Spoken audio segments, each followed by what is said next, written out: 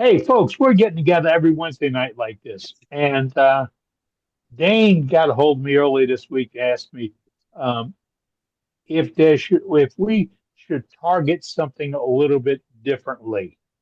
And I thought for a while, I thought maybe we were doing that. I thought maybe we were doing something a little differently.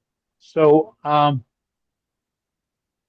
got to thinking about it this week, and I guess the answer to what I was looking for is right here.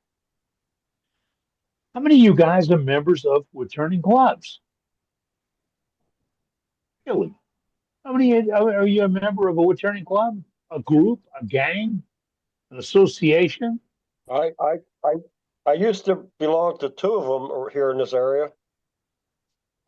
That's But how I got where I'm at. so you know, guys in returning clubs, we all do.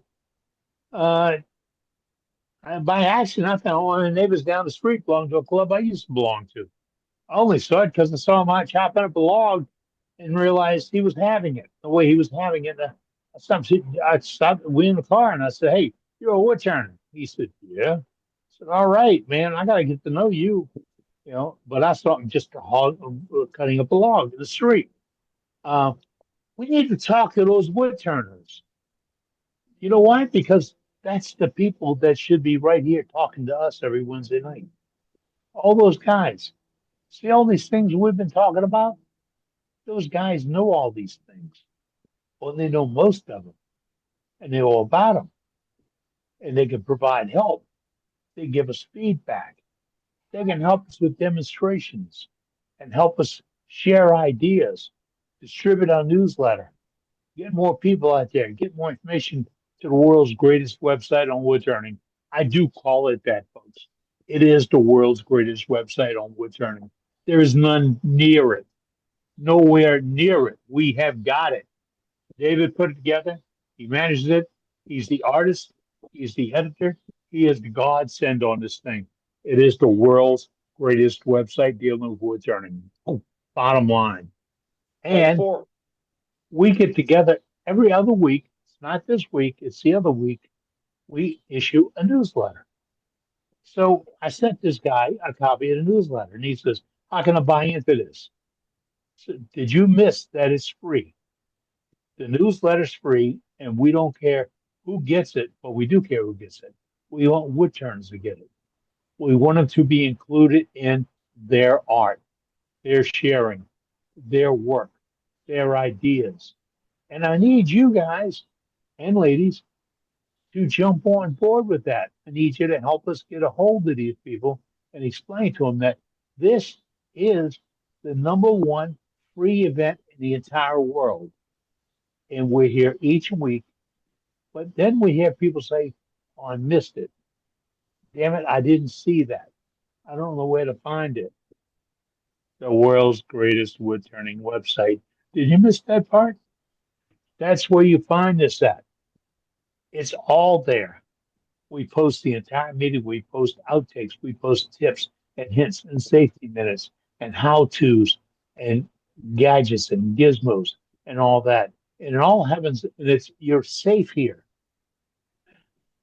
No matter what you do in Worldwide Wood Turners, we will never criticize you. We have a no bud guarantee.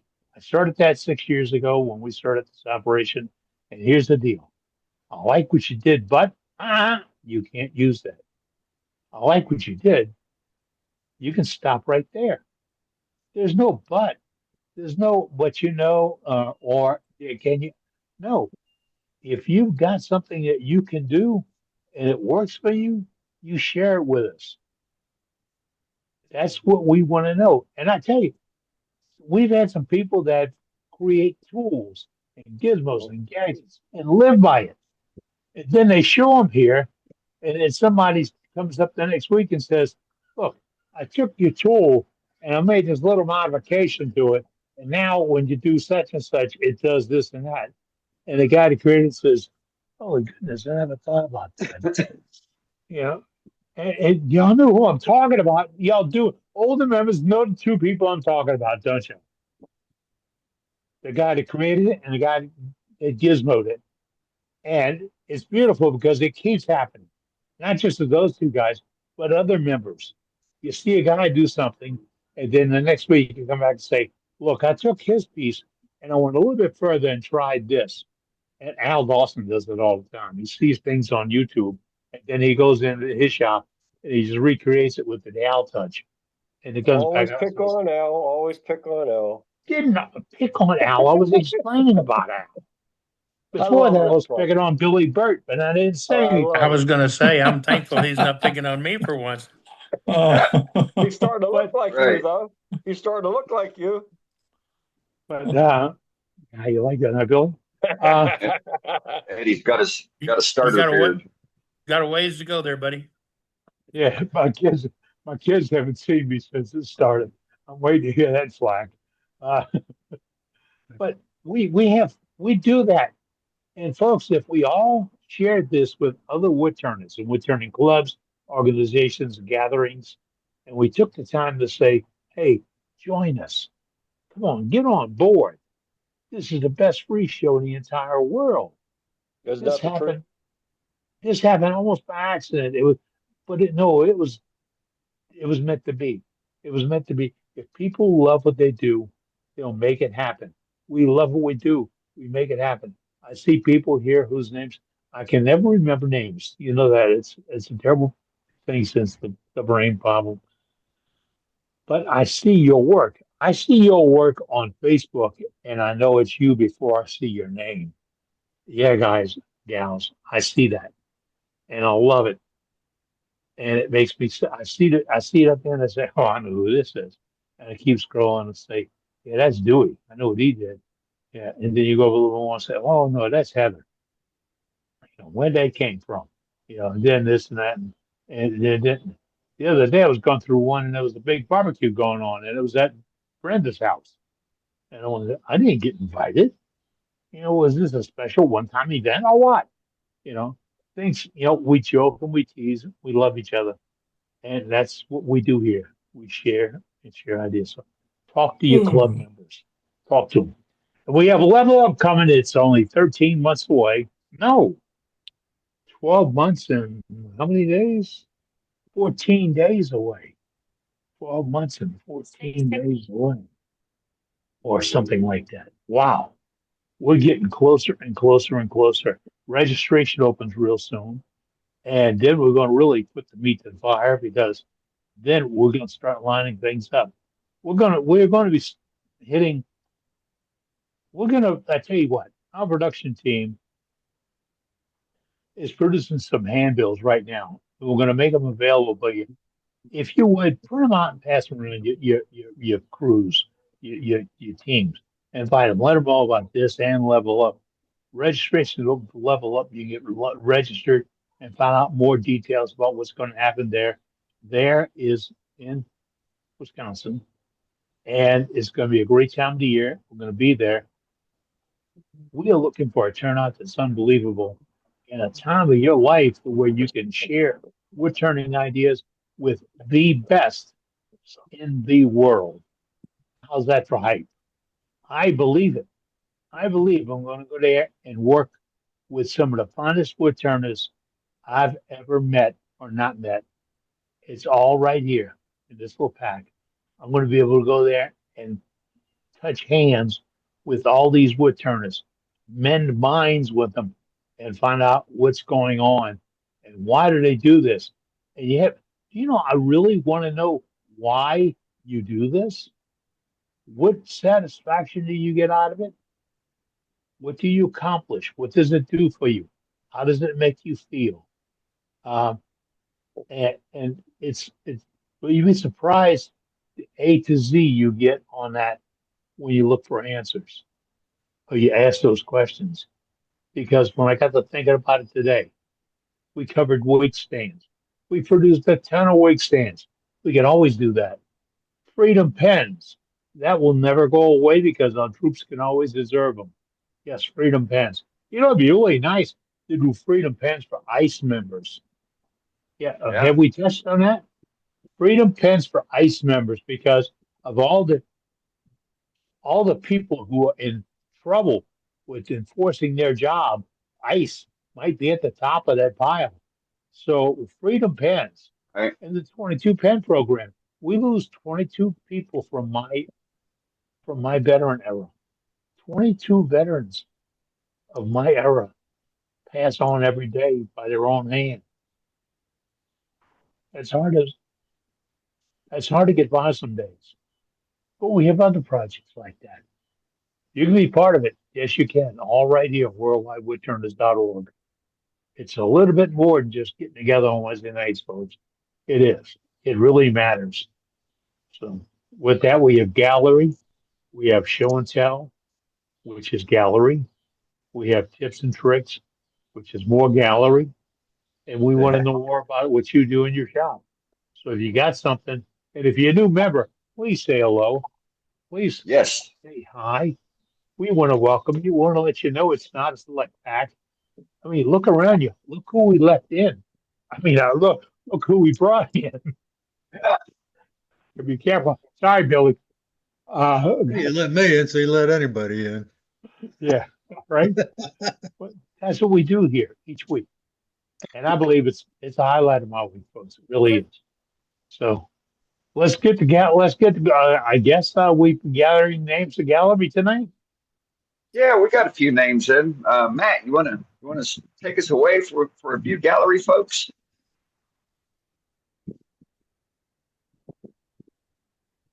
Oh boy, Where'd Matt Matt go? asleep. did we lose Matt? Oh my goodness. Matt's asleep. Sleep. He's pulling a Ronnie. Wake up, man. There's our new Ronnie Wake up, Matt. Oh, Wake up, somebody's Matt. got it. We have that on tape. We do have that on tape. Yeah, it's It was recorded. recorded. Or Mark Matt, you Phillip. put it to sleep. Matt, we got you now. We're gonna jump in on some gallery. All right. Well, we'll start off with Dale then. How's that? Wake up, Matt. Okay, I got a couple items to show We're here. all human. We're all human. Yeah, that was as good as the Another Doug box- moment. I'd like. Another box elder bowl. And this one was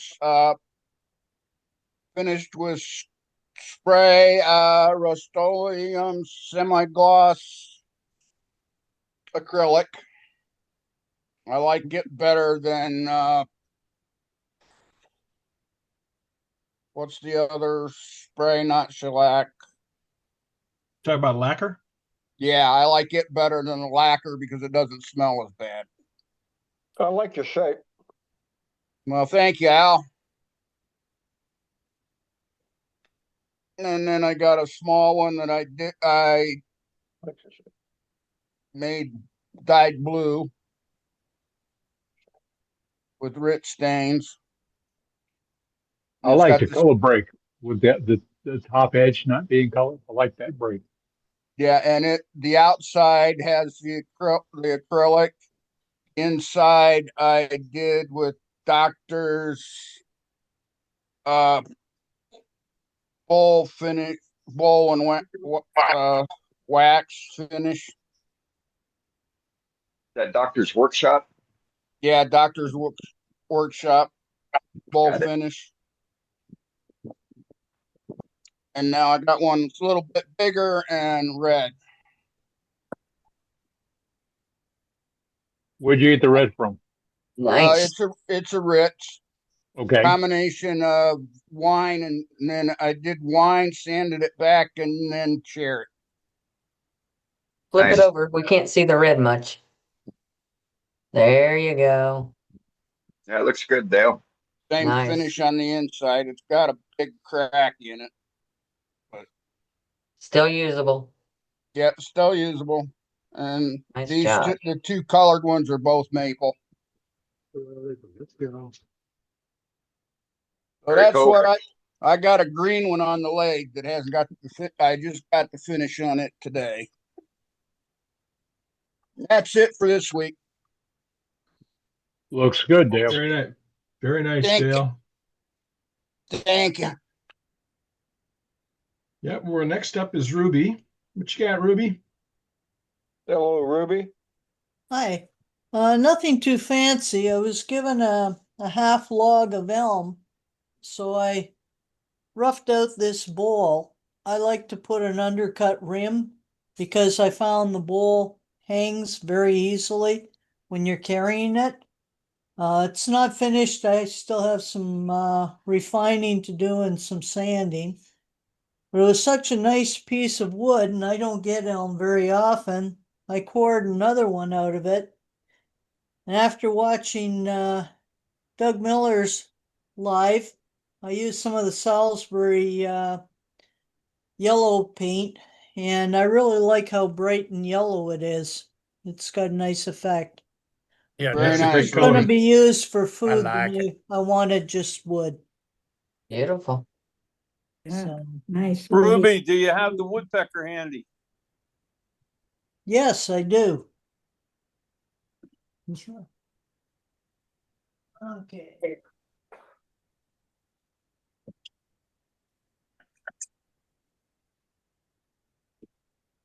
That's the one you mean? Yep. Oh my Oh, goodness, my. isn't that gorgeous? Ooh. Highly Bring it woodpecker. closer. Artwork, yeah. Bring it closer, Ruby. Bring it closer Wow. to the camera. Wow. Wow. That is gorgeous. That is The texturing on here was all done with a chainsaw on the lathe with the Hmm. lathe running. But what's Wow. highly Oh, important is yeah. you've got to make sure the lathe is running in reverse. If the lathe is running towards you and forward, your saw will kick up and it'll give you a pretty bad headache. So you want to make sure you're wearing a face shield and a helmet and that the lathe is running in reverse. so, Ruby. I saw you show this the other day. No, okay, so it was a flat log. Is that what Well, it's grain? It started out as a bowl, and then on the bandsaw, I cut out the head of the woodpecker and carved them. Okay, can you turn around on the other side? Sure. Okay, I got it. Okay, I took this out mainly to make it Like- thinner. no, to Lighten it. relieve some of the weight. Okay. Yeah, make it lighter. Yeah. So you have it hooked. Okay, where the head is like forward, and then it spins like towards the tail, and you have it bending Yeah. towards the back of the head, and that's all been carved, Well, this shape right here right? has all been cut out on the bandsaw after I hand drew it from a picture of a woodpecker. Uh-huh. That's one of the most beautiful Very, things very I've ever nice, seen. Ruby. That really is. Beautiful. Now, okay, so the texturing was done before you did the carving with Right. the chainsaw? Okay. Right. All right. I would love to see you do something. No, I mean, you That's a guys. demo. You're welcome to drive up to Canada. I mean, What I size would chain do just you love to use? see you in your shop. I really would. What You're size amazing. chain do you use? You skip How two? how tall are you, Al? 5'8". I'm not very tall. Okay, I'm then 5'8". you would fit in my shop, okay. Yeah, I'm not a tall guy. I'm glad all my kids, they all grew 6 foot, but I'm only 5'8". All No, right. you're so inspirational. You I very. gotta see a you demo really on this one too. I agree. So, I saw her turn in Rob's shop once, I believe. I would love to see you turn. no, I Ruby. think that was in my shop, and Rob happened to come by and he filmed me in my shop. Oh, is that how it was? Yeah, and what I happened one I day, couldn't remember. It's been a while. and then one day he came by and he says, "Well, you need a YouTube channel." And I said, "Rob, I wouldn't have the faintest clue how to get one." Well, he picked up my cell phone that was charging. Next thing I knew, I had a YouTube channel. I said, "Well, there's nothing on it." There you go, Ron. And That's just next thing I beautiful. knew, he had stuff posted on it. So that's how that all came about. The one I saw was on his channel. So he might have posted that one on both. That's quite possible. Pete from Twisted Trees did that too once. Yes, he did. Right. Yeah, he listed it as Ruby Goes Dottie. Yeah, I saw that. Yeah, go on YouTube and Cool. search under Ruby's name, and you'll find videos of her making stuff. There's a link to her channel in chat. Okay. And That's if you pretty go to weird. my website's about 12 years out of date so far. I just haven't had time to go in and update it and Well, I you know, got Matt, much. Matt, No, no, you no, know, no. Matt's right next to you. Matt will go and take care of that. That's all you got. You Ruby, told me to keep say it. turning. Don't worry about that website. You just keep turning because that kind of art only comes from one source, right there. That's right. Yeah, that's pretty. The Yeah. one Curious thing I work, can man. say to people is no matter who you watch turn, you can always learn one thing. If you learn one thing, it was worth attending and watching. Yeah. And like, Yeah. I don't take a vacation to go sit on a beach in Florida, first of all, because they won't let me into the States. But I would rather spend that money. I'd fly to France, England, somewhere else and take a class for a week or two. And when you travel and you see how different people around the world do things, you pick up all kinds of ideas and that. Okay. And thank you folks for the kind words. Very good, Ruby. And by the way, if you're using a Japanese pull saw and you want to do it with the lathe running, make sure it's in reverse because the pull saw you pull towards you. So if the lathe is in reverse, it's doing that. I saw a guy on YouTube lately that had it going the wrong way and kept coming back and hitting him. Wow. You kept doing it. How about that? Yeah. Yeah. And that video where I go Dottie, what happened was I was in England in Pete's shop, and he was turning some snowmen for his grandkids. And he says, "Can you give me a hand figure out how to put the buttons on the body and the eyes on the body of the snowman?" So I said, "Sure, here." I didn't realize he was filming it. Well, the best part of the movie we didn't get on film, and I wish we had, because that night we're in his living room, and his wife and I are on the couch. He comes in with his granddaughter. They're sitting on the rug, and he's about to show her how to put the buttons and the eyes on the snowman the way I showed him. And she looks up at him. She says, "Grandpa, I already know how to do it that way." And the look on his face was absolutely priceless. Yeah. Because she's only about 5 years old. Pete's a funny guy. He's great. Yeah, well, his I- lathe, using his lathe is a chore for me because we measured it's 11.5 inches too high for me. He's a bit of a giant. In fact, you've seen the movie Harry Potter and Hagrid the giant that's in it. Mhm. Pete could pass for his twin. Cool. That's how big a man he is. Oh, wow. Okay, Matt, take me off. They've had enough of me. You'd be good, Ruby. Demo that You'd be good. chainsaw work. All right. Well, we're gonna go to see Dewey next. So what you got, Dewey?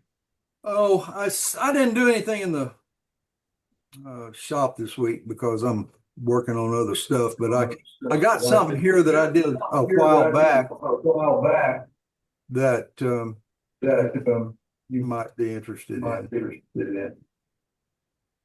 This is a segmented bowl made out of Baltic birch and laser engraved. And so I I had a heck of a time with this because I had to stop every 5 minutes and sharpen my tool Wow. because it's just that way. But anyway, that's That's pretty. Is that Let's like go, a you're making me plywood? dizzy. Is that like It's a cool. plywood or what? yeah, that's Baltic birch, 5 ply. Baltic birch plywood. Yeah. Is that what that is? Okay, I didn't know. What's Yeah, that? well, I said I didn't know that's what that meant. It's cabinet grade plywood. Yeah, it's very, very good plywood. And you can tell by looking at the Yep. labor how And very expensive. Yes. it's expensive. So, but I got this. This was cutoffs that I got from a company over in Arlington that made specialty crates for shipping. And then Wow. they sometimes threw away almost a whole sheet of half millimeter of like 12 millimeter Baltic birch plywood. So I got stocked up on it, and I had a lot of it until they got wise and decided that they didn't want to give it away anymore. But anyway, yeah, I just thought I'd throw it in there. That's something I did quite a while back, and I thought it was fun doing all the segments and everything. So, Sure. How many rings? How many pieces per ring is that? Do you remember? I don't remember. I don't Right, remember. I slept last night, so I don't remember. So, but I still got the cutoffs from the segments. So I thought maybe It looks like from what I can count, it looks like it's 12 rings per segment, Al. Well, it looks like a little more than that, I think. it's But anyway, I mean, there's so many questions to ask, and I'm sure we're going to see them at our level. it's up. 12. Yeah, There's 12. Oh yeah, okay, there you go, Wayne, Matt. But yeah, I mean, we're going to talk about degrees of your cuts and all kinds of stuff. I mean, it's gonna be fantastic. It's easy. Oh, Just talk to Bob Grinstead. He'll get you straightened out Oh, yeah. on that. Well, if he's got 12 per segment, it's 15 degrees on each side of the segment, right? Yeah, right. I mean, there's so many things that are so cool about segmenting. Yep. Anyway, there's got a little walnut thing in the middle, and it does have a floating bottom in it, even though you can't really tell it. So anyway, Very cool. Very cool. Excellent. that's my contribution for gallery tonight, gentlemen and ladies. Well, that's a hell of a Very contribution. cool. beautiful. You're kidding. Beautiful. It's a beautiful piece, Dewey. Thank you very much. I appreciate it. And Drewby, do a demo on that woodpecker, would you? I'd have to find where my cameras are. I packed them away a couple of years ago, and to keep them safe, and I haven't found them yet. Well, They're still safe. They're still safe. Huh? Tomorrow morning. dig them out. Tomorrow morning. Oh, this was in August of 2023. So anyway, Very cool. 2 years Thanks, ago. Dewey. You bet. Yep. All right, I'm up next. I was playing around in the shop, and I had some lighthouses I was making and some other projects, and then I decided to make this little lighthouse. So. Oh, that's pretty. Really cute, man. That's I like cute. that. That's pretty. Yeah, it's not very big. It's it's all keeping. There's a bunch of guys in my club who are doing a lot of small things. So I thought, it's less than 2 inches. I can make a lighthouse out of that, and that's like because I did the lighthouse demo for the club last month. That's the President's Challenge this month. So not only do I have a couple normal ones to show, but I got this little one here. So Nice. So How many I was windows did you telling. drill? Well, it's just 4. Oh, okay. And I got some cleanup to do on the windows, but I probably did it like an hour before the meeting, so while dinner was cooking. So There you go. yeah, it's all good fun. So I was telling one of my club members wrote me yesterday for instructions on doing it, and I was like, you don't have to do a big one, you can do a small one, and it's good practice. She's a relatively new turner, so it's like I wrote her the steps and so on. So Very good. All good. Thanks, Matt. Yep. Nice Next little up is piece. Roger. What you got, Roger? Roger. Okay, here is the other half of my maple spalted. Pretty It's piece the of other wood. half of this log. Wow. That is we a ever wild figure- looking piece of wood there, bud. Did we ever determine exactly what kind of wood it was yet? It's got to be maple. Oh, It's a soft maple, but how was it? Punky? yes. That color I've never contrast seen is it so I've never unreal. seen it that black. Oh, I know. I've never seen it that black. That almost looks like Buckeye. Dang. You're dying. I agree. It That does is look nice. like Buckeye, and Buckeye can get punky too. No. but- Bad. Yeah, now look at that. Looking Wow. good. Hey, that's This is, great. this is the half that's not breaking. The other one I broke 3 times now. Hmm. Okay, so by separating the segments, okay, so you did you build each ring of those on the lathe? No, Okay, so you made each segment. How did you make the space? you'll see in a couple weeks. How about that? There you Oh go, my Roger. There goodness, you that go. looks like a shadow. So Very cool. That is cool. That's cool. That is That's real cool. That really is. So did you skip a piece there? What That's Where? why I was asking. How did he put it together? is there? That's Is there why I a bit asked that. missing there? no, It should there's be- a it piece should be- everywhere. Should be walnut that isn't. Like in Daniel? That There's a was couple why I pieces asked of the walnut question. that's pretty light. Bring up. Let's see, right there. Okay. Oh, I see. Okay. All right. Okay, yeah. Okay. And the next one. Okay. Yep. Next. Okay. Yeah, I see the color now. Okay. All right. Cool. Yeah. Roger, you should have told them you just glued it all together and then cut out each individual square. Keep them guessing. So No, that's really pretty. Yeah, when you Really get pretty. when you get your finish on it, it'll be really nice. Mm-hmm. Yeah. One of my club members built a jig to make these. They call them open segment turnings, and Right. he placing the pieces precisely is the key to making that look right. So I'm sure that Roger's Mhm. got a similar sort of system. There you there's go. a picture of it. Very good. It is. Very cool. Nicely done, Roger. Really nice. Thank you. All right. Al, turn your camera on. Oh boy, nobody wants to see me. Well, then why'd you Oh. say you had something to show? Well, because I'm on the show, but nobody wants to see me. I mean, to follow all this beautiful stuff, it's just out of this world. I again, if I could have a minute, I love Wednesdays so much. I heard Cap say it's the freest, best thing you'll see on YouTube. Someone is paying for something here.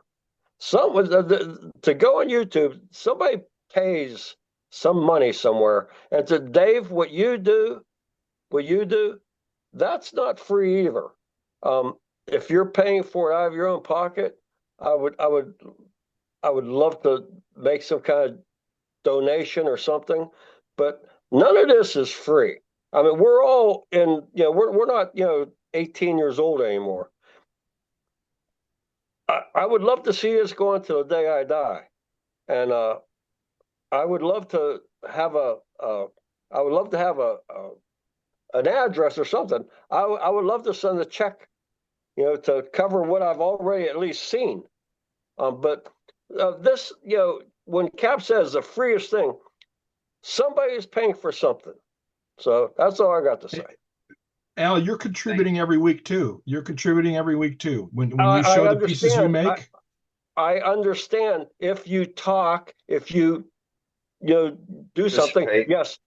Yes, we are part of the show. Yes, but somebody's paying for this to be on here.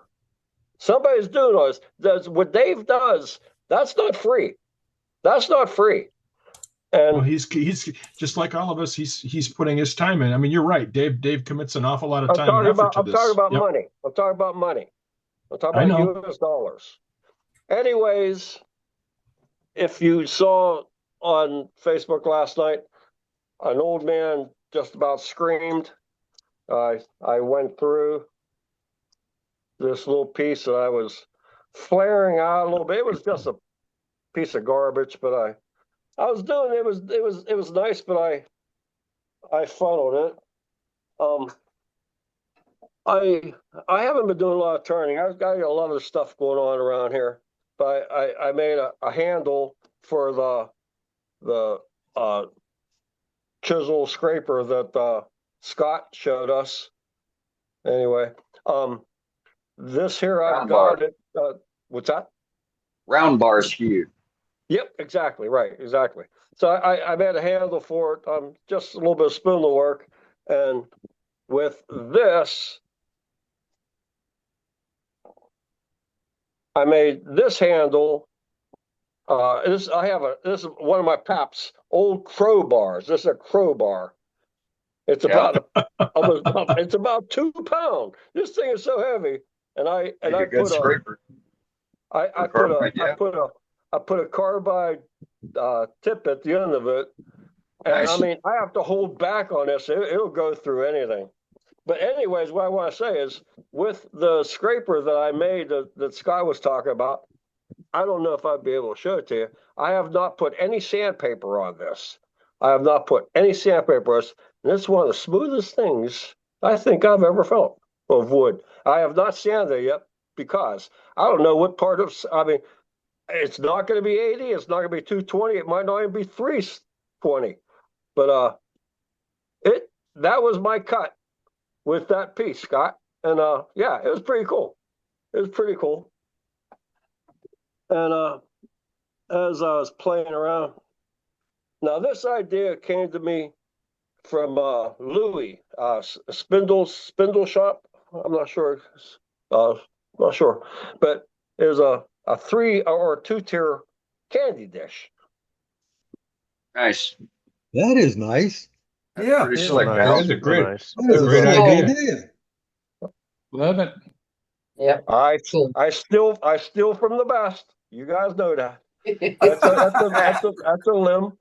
That's a limb. I cut it so that I could get each one of those in there like that. But isn't that cool? Yes, it Yes, is. it is. Real cool. How are the bowls attached? Are they just glued, or is there something else in there? I cut. I don't know how I'm going to show it to you, but I cut that limb to accept to. Let's see Yeah, how we can see it. That's a great idea. Thanks, Al, for showing that. accept it. Oh, it's not my idea. It's Louis' idea. Hold it back towards you, Al. You always say that, Ruby. Well, now I we can see it. I always M&M's on hear you top, say Hershey that to Kisses on everybody. the bottom. What's that? Mhm. M&M's says on that top, to Hershey Kisses everybody. on the bottom. Yeah, can't complain with that. No, heck no. I can't complain nothing about Wednesdays. How well but- does it sit on the ground? Oh yeah, it just totally flat. Totally flat. Let's see. There you go. There, is that right? Yeah, Looks looks good. Well done, Yeah. Al. Cool. Yeah. Like I said, Great it was idea. Louis' idea, not mine. I subscribed to again- him and I haven't seen that piece. Yeah, well, he Hmm. had these going the opposite way, a long way out. Mm-hmm. Oh, And yeah, that's what the way he showed it on his video, and I just liked it that way. So Yeah, I think yours looks Sure. better. yeah, I do too.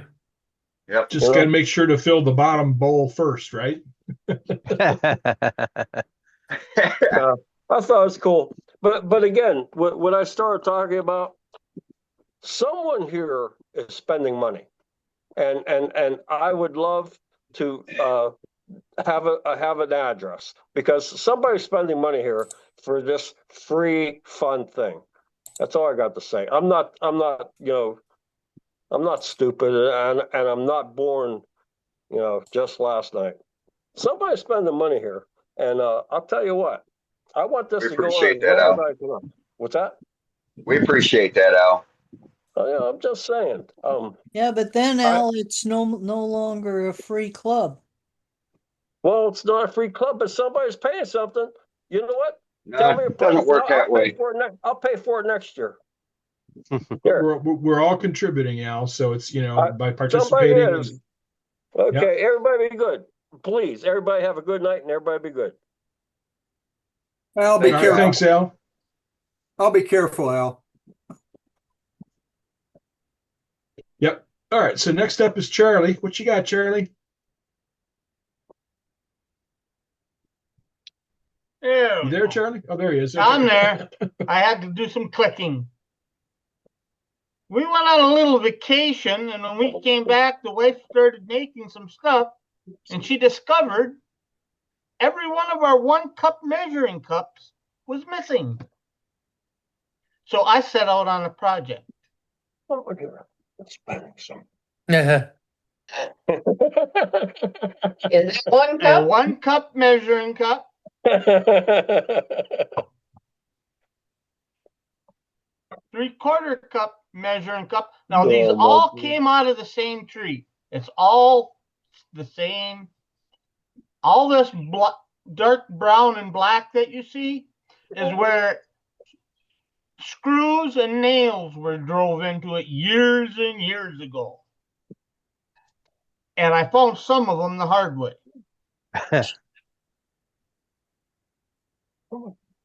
Beautiful. Very nice. Very nice. That's applewood. Well done. How well did they stack, Al? Or Charlie, how well did they stack? They won't stack together. Okay. I started making them so they'd stack together, and they went oblong, just enough so they wouldn't. No, okay. And then the 1/4 cup. I can't get them in order, but I can get some of them inside of each other. But as we've all been taught, one thing wood does real good: it moves. Yep. That's a very cool idea, Charlie. Those are beautiful. Okay, that's all I had. All right. Well, thanks, Charlie. Yep. Next up is Sheila. What you got, Sheila?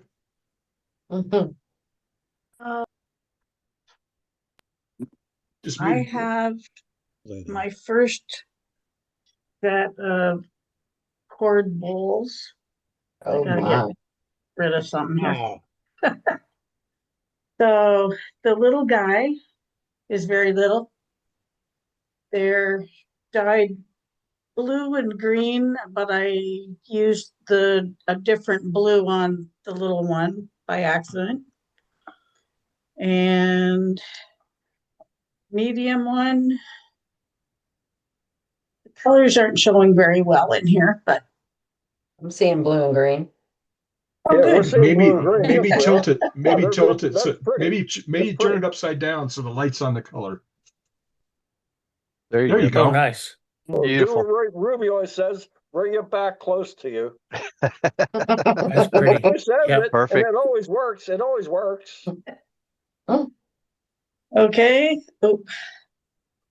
And the big one, Dang. Very nice. Lovely. Very No, nice. that's Oh, wow. Very That nice. looks marvelous. Miyazaki. That is gorgeous. Yes, it is. thank you. Love Very it. nice, Sheila. Big enough for a popcorn bowl. Mhm. Yep. I got to work on the bowl sizes. They're not, there's a little too much difference. And What's what your kind of But it wood finish, was was Sheila? that? my first try it with the coring system. Great work. What's your finish? It's got lacquer on the outside for the color. The inside, I did 2 or 3 coats of shellac and then my kind of homemade abrasive paste, and then like a board butter type of mineral oil and Cool. beeswax kind of buffed into it. Very nice. And what Yeah. kind of wood was it? It's cherry. Thank you. Super. Smells good. Super. Yeah. Beautiful. Great job, Sheila. Thanks. I've got a couple things that aren't turned. Can I show that? Sure. I got a Why not? okay. I got a 3D printer. So finally I made some rings that I can put into lidded boxes. Ah, That's Cool. a great idea. Great. Good idea. And urns. yeah, yeah. Yep, that's what they're for. And I started doing some segmenting, and I made a wedgie sled and printed the wedgies, and then I decided to print a stop block for it. And I Very have good. to do some adjustments, but Very good. Wow. Great job. it works. Well Yeah. done, Sheila. Is Dave on here? Is there a spot on the website you can share Wow. 3D print files? Yes. Just email it Yeah, to Dave. Okay. Yeah, there is. Maybe when That'd be great. I have to make some adjustments on there to make it fit right, but if I get that done and redo it, I'll send it in. Sure, that'd be great. Perfect. I got one more thing that I did not make, but my husband made for me. And it's Ah, cool. Is that an old General? I don't know. It's got no brand on it. Should have done it in green. It looked like the Well, General. he knew red was my favorite color, and that's the thing It that could be an doesn't get old. used. It could be an old Powermatic too. They were green too. But Right, I right. have Yeah, to true. get one of those little pencil sharpeners. And you glue the pencil sharpener in there. And you can actually use it as a pencil sharpener. Nice. So I can make Cool. shavings with it. Sweet. Very cool. I thought it was cute, but That looked like a metal turning lathe, though. probably. Well, because of the two, if you look at it, there's the two rods and metal lathe. Those are threaded to move the bed back and forth. Yeah. Okay. True. You Yeah. you could turn wood on them too, but yeah. Yeah. You can do mechanical pencils. It's still great. Where did you get the files for your threaded rings? I made this one. Okay. I did it in Fusion 360. I looked for them. The only ones that I found that were kind of the right size were really thin, and I didn't really like them that much when I printed them. Okay. Yeah, I'm looking at them on Thingiverse. So Yeah. okay, cool. That was the All right, well, one. I look forward to seeing what you upload then to the website. So that'd be great Yeah, to I have. made my own, but it's a little bit loose yet. I haven't got the sizes quite right, but I got to play with it. The first one was too tight. This one's too loose. So I got to learn how Alright, to cool. use Fusion a little bit better. Go later. That's a good effort. Thanks. All right, cool. Next up is Dave Kingsley. What you got, Dave? Well, you know me and cherry bowls. I have a whole bunch of cherry bowls that I've got to use up. And Sweet. I'm trying to get through them as quick as I can. Goodness. That's cool. But I need to get that out of the way so that I can work on this. Ooh. That's pretty. And That's pretty, Dave. Yeah. That's pretty. and this is all I mean, as much as it looks different on the top, like a different piece of wood, but it's all from the same chunk. Same log. Not only the same log, but the same section of the log. Yeah, the same piece. Yeah. Very good. How'd you do your handle? Basically, I turned it, drilled a hole in it, and I left a little tenon on the top, and just glued it on. Okay.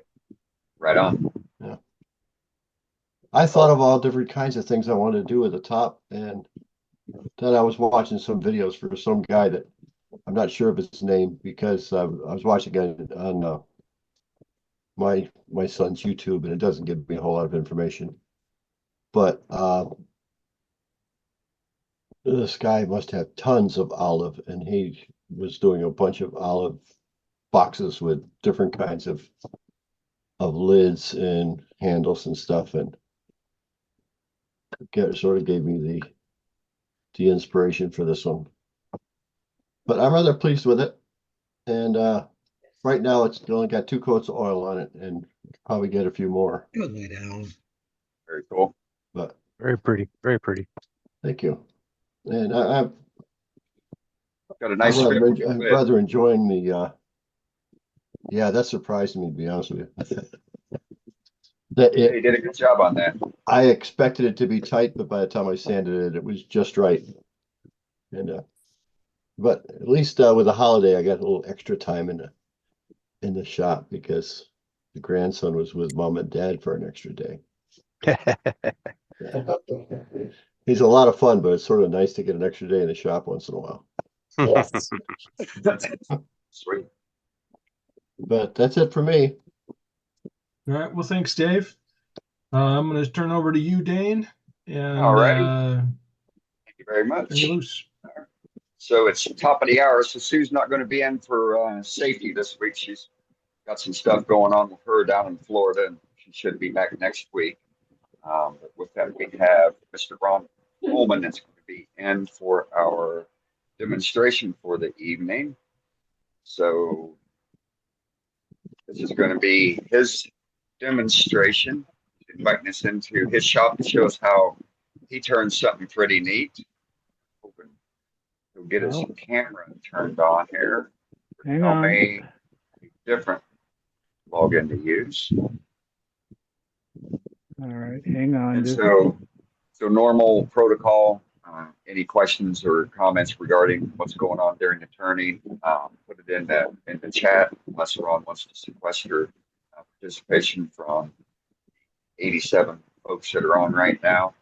Otherwise, we can hold all our questions and comments to the end and ask individually. But the ones that are put in during the chat, I will periodically ask Ron when there's a tool changeover, when it's an opportune time for him to be able to answer it. He's not concentrating on turning. So, Okay, can you hear me, Dan? yeah, I can hear you, but I'm going to mute everybody right now. So you're going to have to unmute yourself. Okay. Oh, I don't know how to do that. Hang on. You know how to unmute yourself. Well, I gotta hang on here. Problem is when I go to OBS now, how do I get these things back on the screen here? Oh, I can't help Hang you on. on OBS. Co-hosts, start clicking on people that are not muted. Okay, now how do I unmute Forego myself? mute. I'll forego muting everybody. What I have to do, Ron, is I have to switch windows to the Zoom window and unmute myself there. But we're just been muting everybody, so everybody's muted except you. Okay. Well,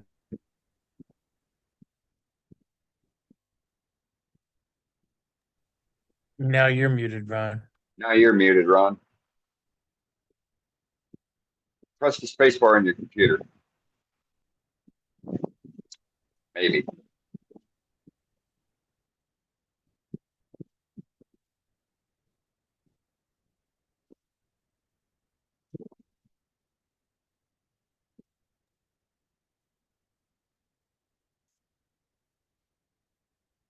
yeah. All right. I think I unmuted myself now. Yep, you did. You're good. Okay. Sorry about that, guys. No I am not problem. I'm not a demonstrator, as you can tell. So before I get started, I just wanted to show one thing that I made. It's actually more of a carving than a turning. Right, this is I watched the virtual AAW things that were done, right? And this is a Rebecca DeGroot walking teapot. So it's made out of cherry and walnut. Cherry is the base. That's really the only part that really is turned is the base and the very lid, and then the rest you have to turn. You have to carve, right? So anyway, so that's what I've been working on. I've got another one I'm working on now as well, which will be different. But anyway, put that away. You did a great job on it, Ron. Well, thank you. So anyway, I'd just like to say hello to everybody, and I hope you're having a good day or evening wherever you are. So I'm going to be making. I'm going to do this first. There you go. Hopefully you can see that. Well, I'm going to be making a mushroom with using a sea urchin. And I don't know if you guys know what sea urchins are, but they're these creatures that live in the sea, and you can see they have all those spikes and spines all over them. And they actually feed through the bottom. And if you look at the bottom, the picture there on the screen, that's the bottom. That's where their mouth is. And the top is where they excrete stuff, right, when they're done eating. So there are those holes in the top and the bottom of these shells in there. Calcium carbonate, they're really fragile. But anyway, and they're different colors. They're green and purple and white, pink. And then there on the right-hand side, you'll see the Sputnik. That's got a little knobbier look to it. That's a knobbier type of sea urchin. And I think the ones I've seen anyway, they have larger holes in the top and the bottom, which don't really suit to what I'm going to be doing to make this mushroom. But anyway, so then what I'm going to do is I'm actually going to put a light in it. And this is a light that I used. You can buy those on Amazon. And actually, I've created a sequence of events or a two-page instruction manual here, really, and then some details on how to actually get all this done. And I'll send that into Dane or somebody, and they can put it up on the website. So let me go to. Let me think here. I'll go overhead view. So this is I made these sea urchin mushrooms a while back, actually probably about 4 or 5 years ago, and I actually filled them with a non-expanding foam to toughen up the actual product itself. And so I can't remember where I saw these made actually first, but anyway, that's kind of what we're going to be making, except in this case, let me put these over here, get out of the way. With these two. In this case, we're going to make them and put in a light bulb in them, right? That light that I showed, and it actually is, lights up, right? So that's one, and then this one. So I bought these white lights about 4 years ago, and then since then they've come out with these LED lights that are multicolor. So this one's changing color. I don't know if you can see, it's going from, that's purple now, and this one on this side is purple, and it goes to green. Anyway, it's just something interesting, right? All right, put those over here.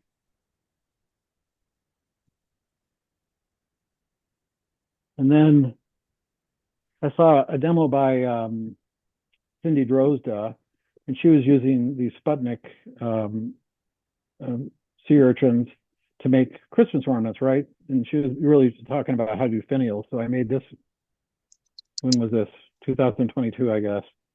And actually what I thought to do different was I actually put a bulb in this one as well. And if you turn the bottom of the, I don't know if you saw it turn on or not. There, yeah, you can see it. Yeah, but actually, so there's the base of the bulb is here in the bottom finial, and the batteries in the lighter in the top. And it took a while to figure out how to get this to line up so that when I actually screwed this in, it would turn on the light. But that's something I did right after that. So you can do all kinds of things with those little lights. And let me think what else I was going to say. So actually, I saw this demo actually. I think it was Theo the wood turner in Australia actually did this. The first one I saw of making this type of a mushroom, right? So let me get my stuff here.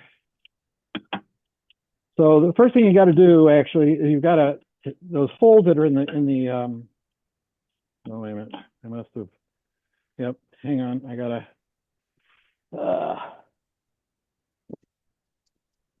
there we go. My touch screw was not letting me put on the jaws. So basically I've already taken a piece of wood and turned it around and put a tenon on one end. To save some time, because I think you guys know how to do that kind of work. And anyway, I saw Theo do this, and I thought he did a really interesting job on how to doing it, turn it the wrong way.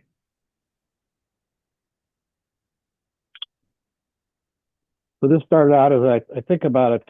Let me think here. I think it was about 2¼ inch piece of wood long, and what you have to do with these sea urchins, you have to actually make the hole in the top and the bottom round so that you can put something in the top, right?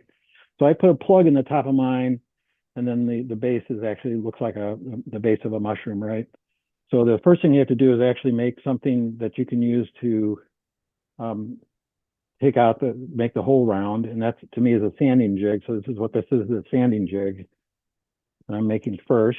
Let me get this off of here.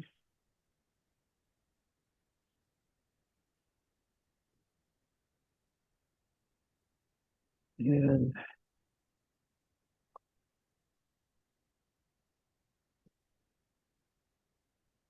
what I'm going to be doing, I've actually got these made, of course, already.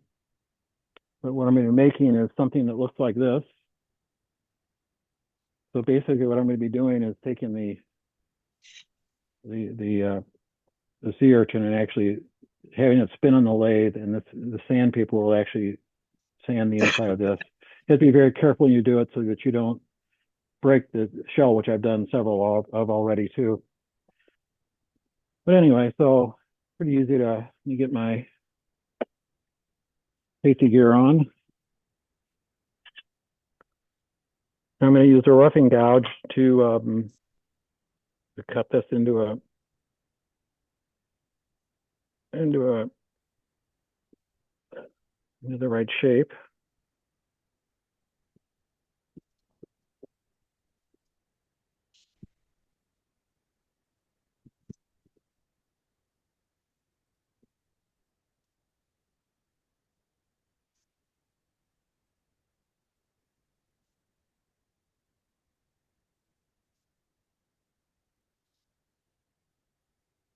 Not really critical.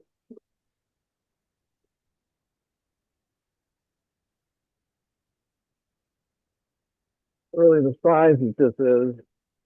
Oh, that was no good.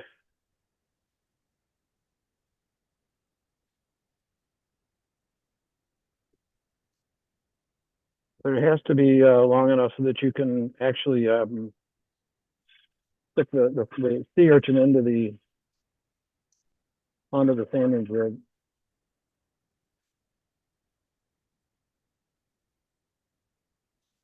That's a problem.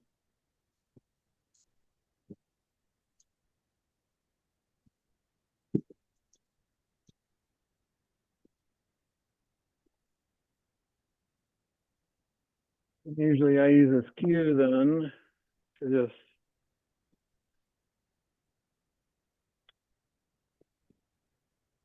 turn this off when I'm moving this around, shouldn't I? That's a safe thing to do.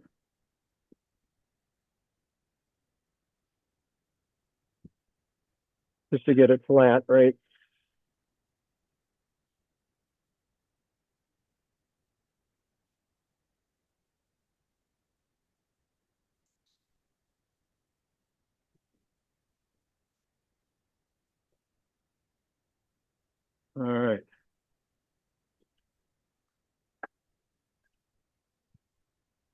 So then the next thing you need to do is to put a piece of sandpaper on here, right?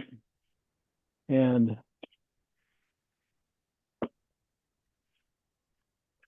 what you do is you measure the from the tip to wherever you want, how long you want the sandpaper to go back on the cone shape here. Got this all straightened out here. And you take a piece of like 180 grit sandpaper, draw a circle, which of course I dropped it.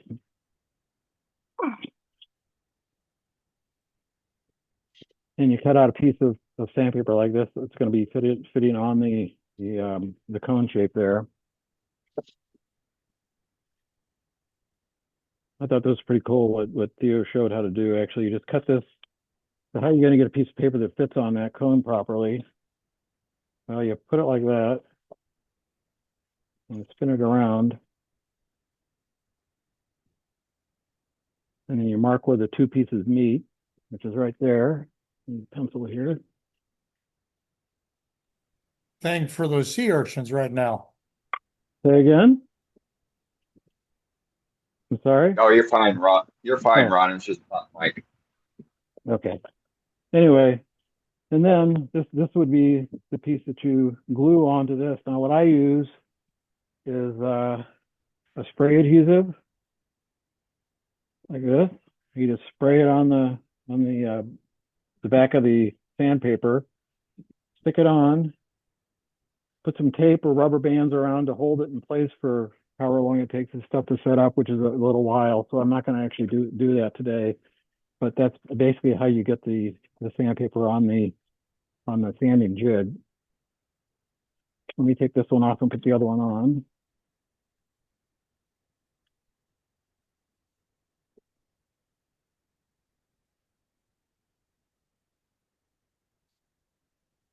And then what I actually like to do is I like the sand so that I get a hole that's about 1/4 of an inch in the top, because usually they're less than 1/4 of an inch. The other thing I've got to do is slow my lathe down, right? Because you can't have the lathe going very fast, and the slowest speed on my lathe is 214 RPM. I'm changing the belt right now. There we go. Nope, didn't go on. Ah.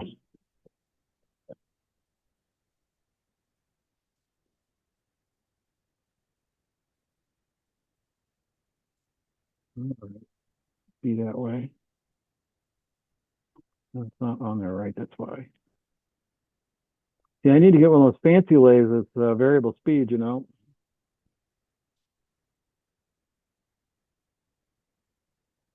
Still not on there, right? Sorry, guys. Hang on 1 second. Oh, you're fine. All right. All right. Now I set at 214 or so RPM.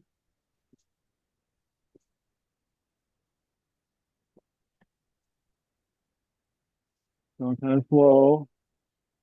I'm just sanding the top hole, and I have some plugs already made that I've made up before. Doesn't fit in there.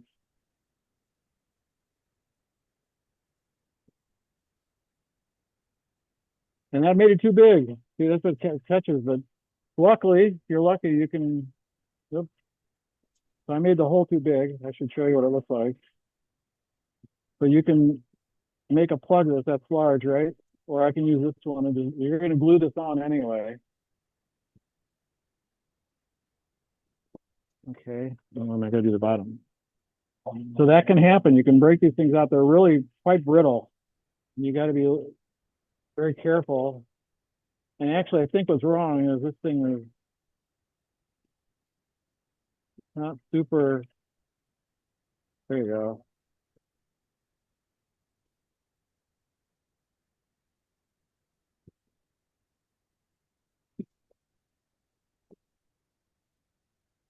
Oop, almost got me.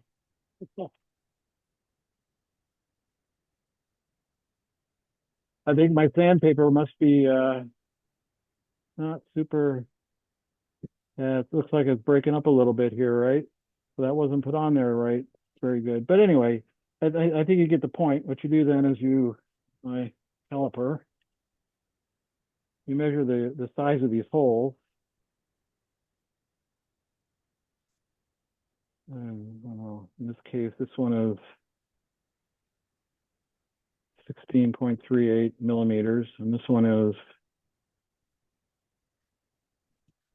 9.4 millimeters. Oop, I don't know if you can see that or not, or 10. That's not quite right. Yeah, 9.8. So you need to write those two numbers down. I'm writing them down right now. 9.88. And what was the other one? 16.46, thereabouts.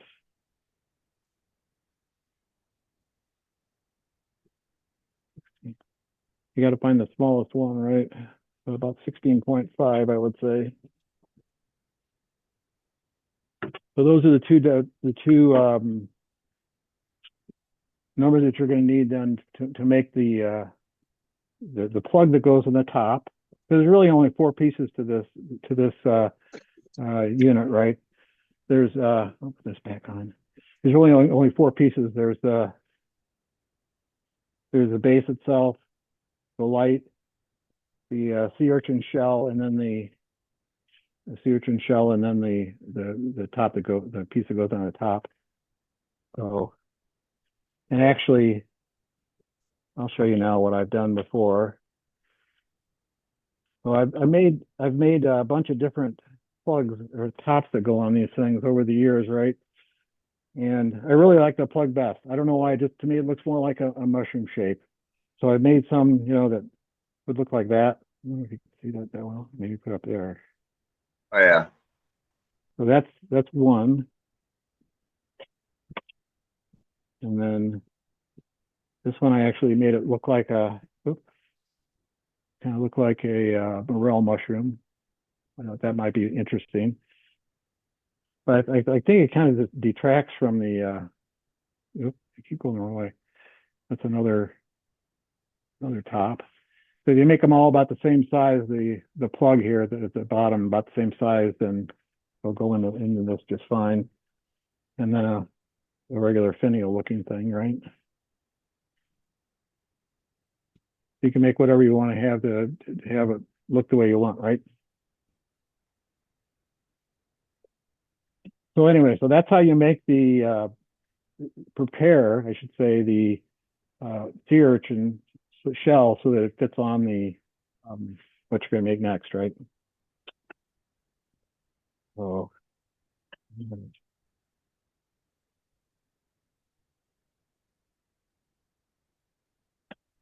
okay, so the next thing is the base and the plug, right?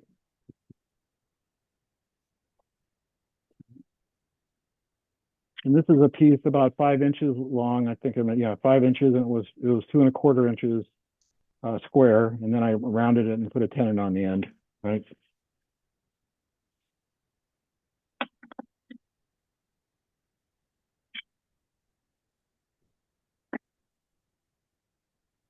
Oh, you're not seeing what I'm seeing. Okay, sorry. So this is a piece of walnut it's 5 inches long, got a tenon on one end, and just turned around. And now I've got to speed my lathe back up. What's the diameter on it, Ron? It was 2¼ inches in diameter, or a square piece before I started, right? Okay. So I don't know what the diameter now is. It's round. It's round. It's a round diameter. It's round, but it was my tenon has got to be 46 or 48 millimeters. So this is probably about 2 inches, I would say, when it's done. So it's probably 2 inches in diameter now, but it really doesn't matter. It depends on what you want the final shape to look like, right? I'm having a real hard time with my belts today. All right. All righty. So let me make sure this is tight. Get the longer.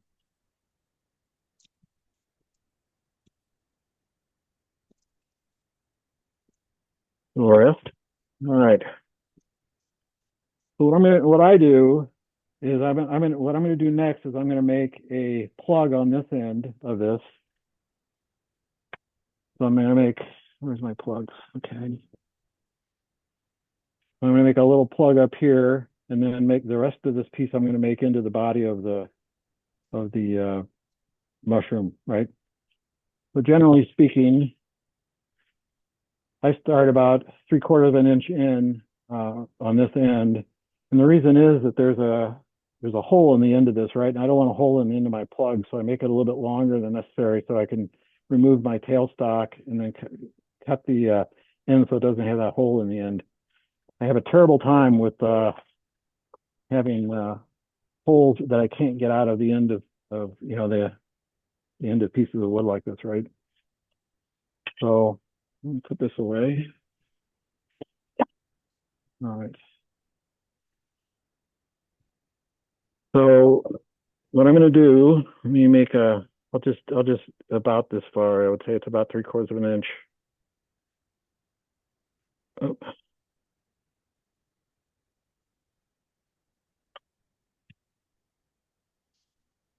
So I'm going to use a parting tool to part away, and I'm going to cut down to 1/4 of an inch around here, and then the rest I'm going to make into a plug for the end. So everything's back in the. Oops.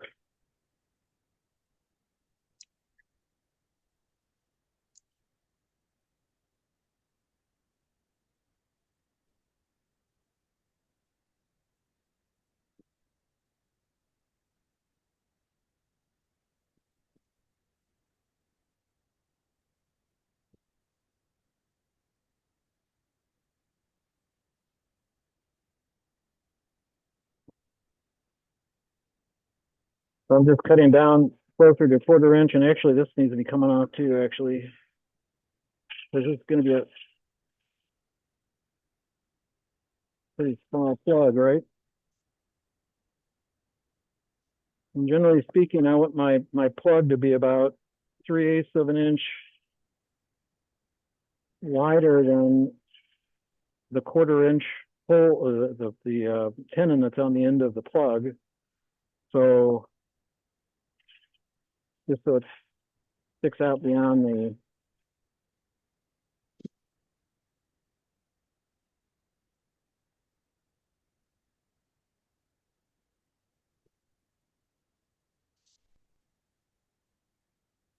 Okay, that gets me close.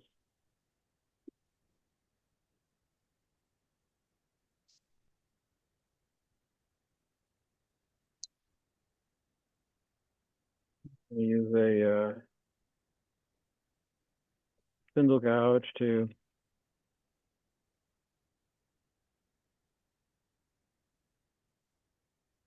finish the top.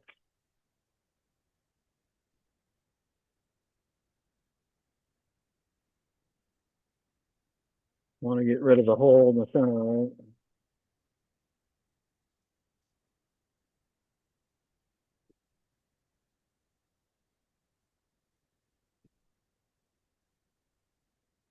And remember now which key it is. Nope, that's the wrong one. I should have been doing this. This is actually the dome I'm trying to cut here. That's about the right size.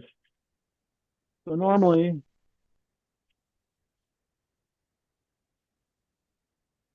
I would slow my lathe down to do this sanding, but I hate changing the belt, so I'm going to use sandpaper and just start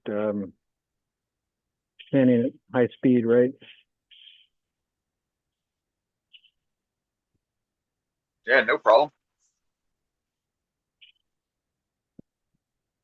That was 150.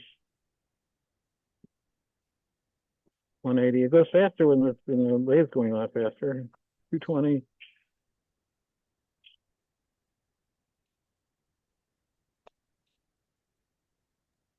Graphing don't slow down. Right. Yeah, he doesn't, does he? He goes fast. 320, and then this is 400. Okay. That looks pretty good. And I'm going to use a little bit of the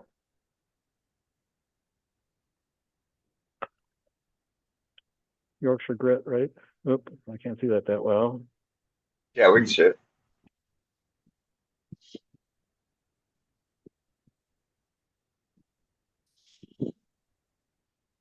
All right. And then I have some Mylan's friction polish that I'm going to use to polish the actual base and also this plug.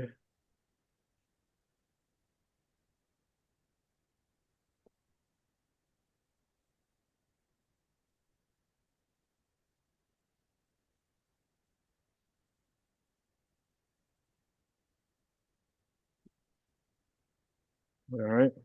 Now use the old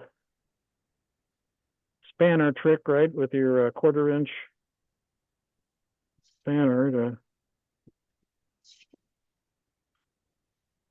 actually come up with the right side. Oh, this is too far away. What am I doing here?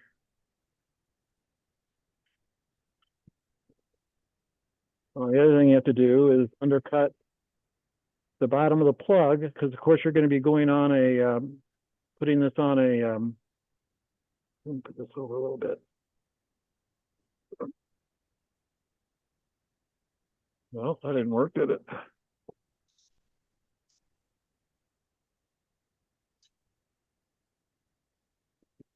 There you go. Anyway, so of course the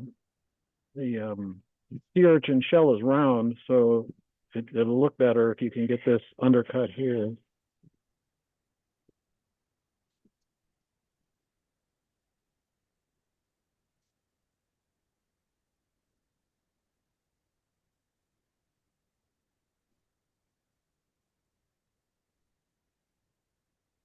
I'm just trying to get this down to 1/4 inch, and it's pretty close. Here it went.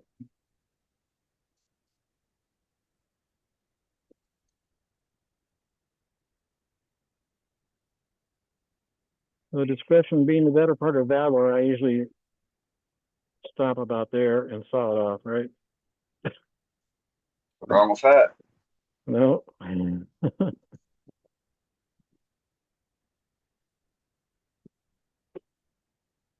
So that's the plug that goes in the top, right? And you should check to make sure it fits, which it does, because I made this hole too big in the shell this time.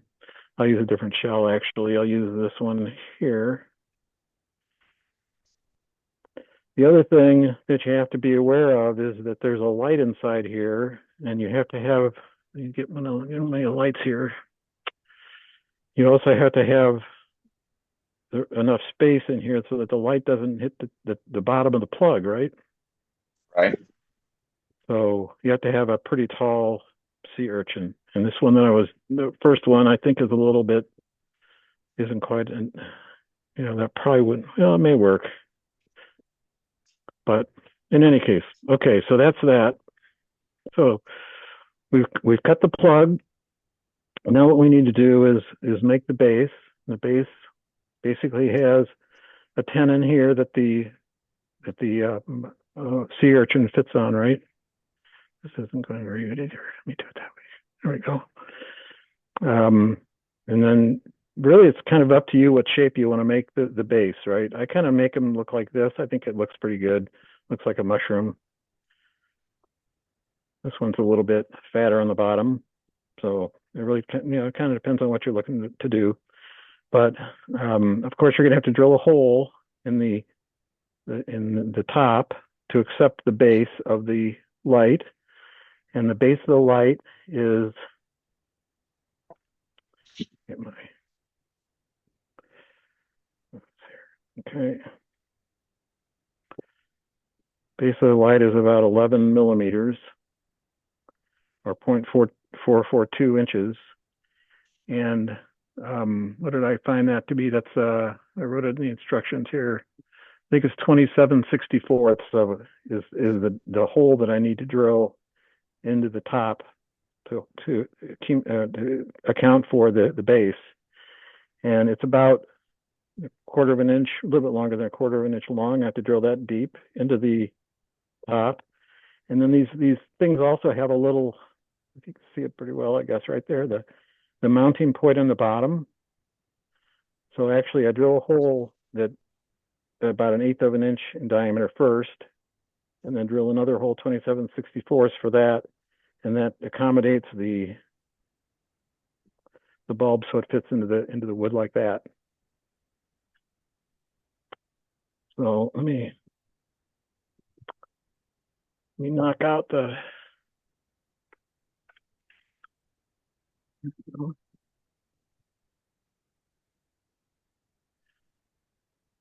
I have my Jacob chucks all set up already.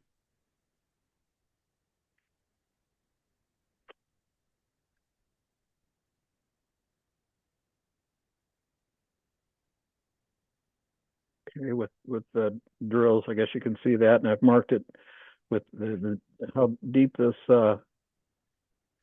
has to be to accommodate the entire, this little mounting point plus the base.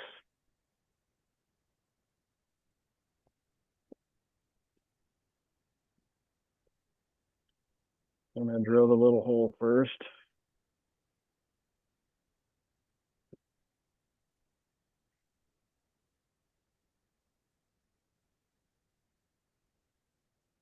Okay.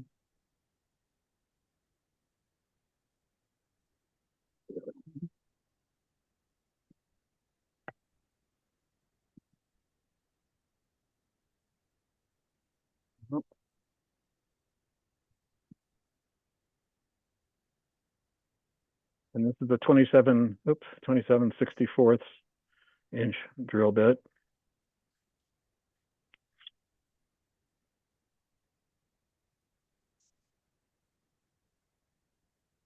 Nope.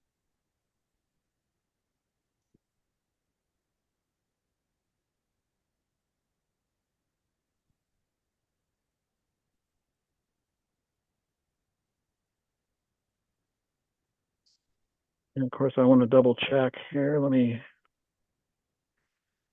get one of these lights and see if it's. No. Blow some out of there.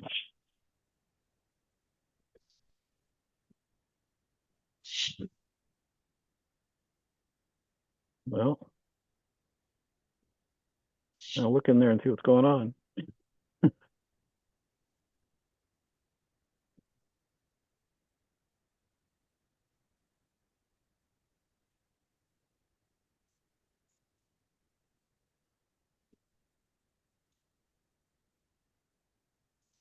I'm wondering if well,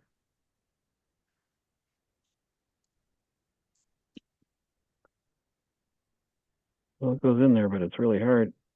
It's funny because I just made one of these in this afternoon, and this was the right size. Well, maybe it's because of the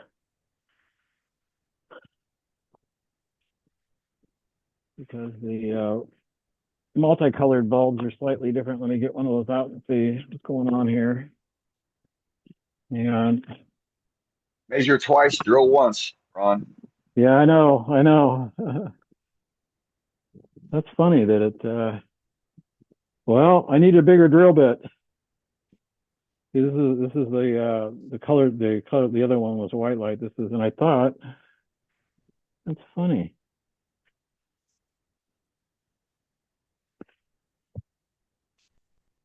Well, I'm going to leave for like 3 seconds and go get a bigger drill bit. It only take me a minute. Yep, go ahead.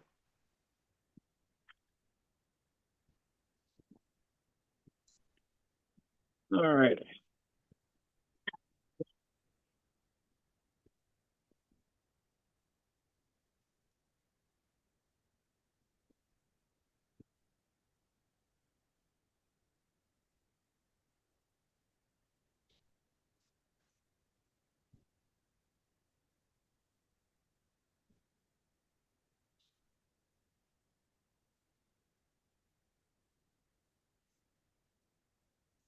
There's the next size up. I didn't even check what it was. 28/64, whatever that is. Does it say? It says on there somewhere, I'm sure.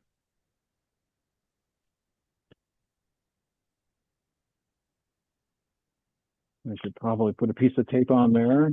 You got a piece of tape here.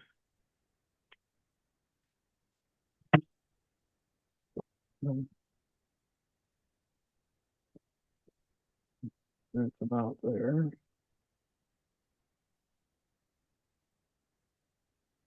All right.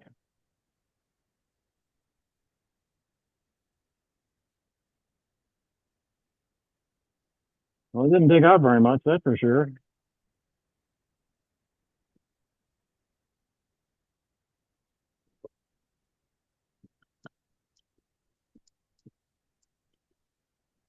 Well, that's weird. A little tight. It's still tight. I don't get it. What size is this? Got another one here. This is 7/16. So let me. Where did I put my? Here it is. Chuck key.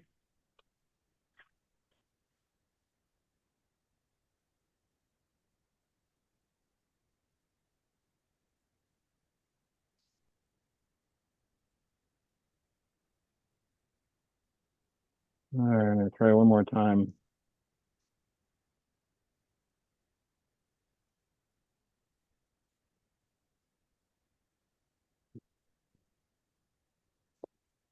It's so funny because it doesn't feel like it's actually drilling anything. It's a bigger drill bit.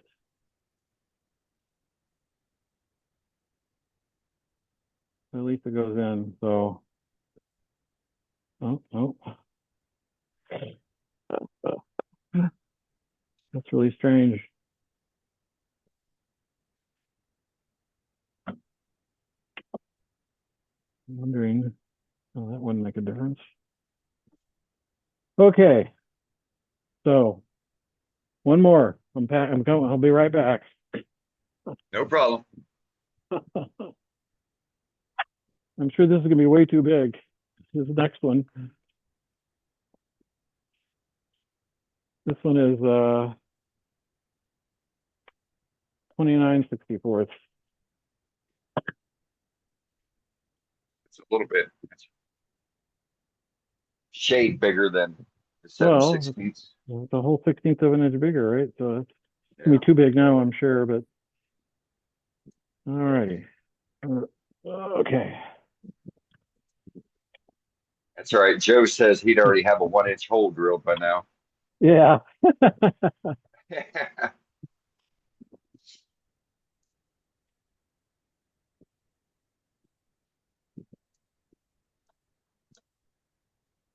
Yeah, because you have to glue this in, right? You have to glue the bulb in, the base of the bulb into there. Now it fits, okay? And it's perfect as far as the depth.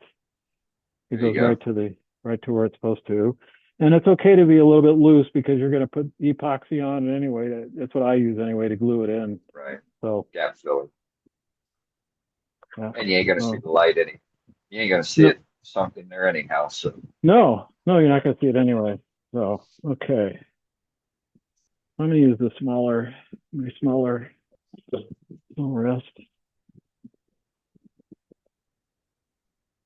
So now what I've got to do is cut a tenon that goes into the bottom of the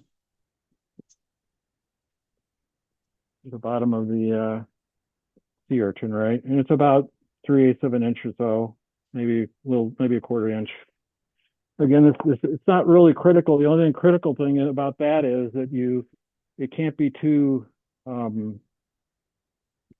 shallow or too deep, I guess. Otherwise, the bulb might go into the and hit the plug at the top, right? So that's got to be fairly shallow. And actually, I might also use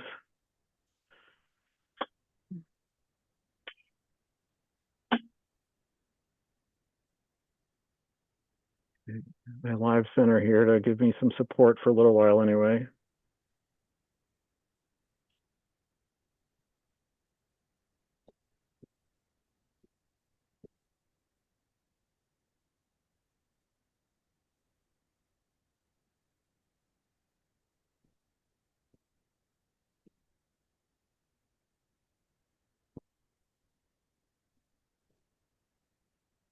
Let me measure this.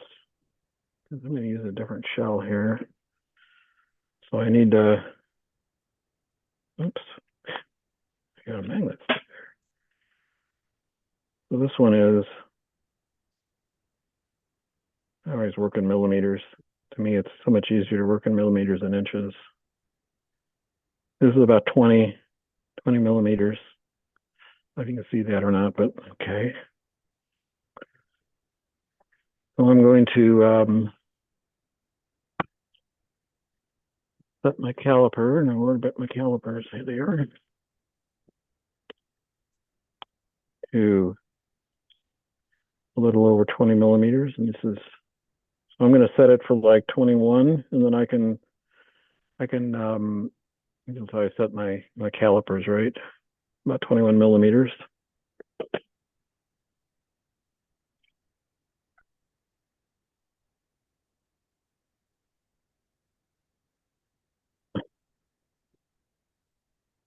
Okay. Where did I put my, oh, there it is.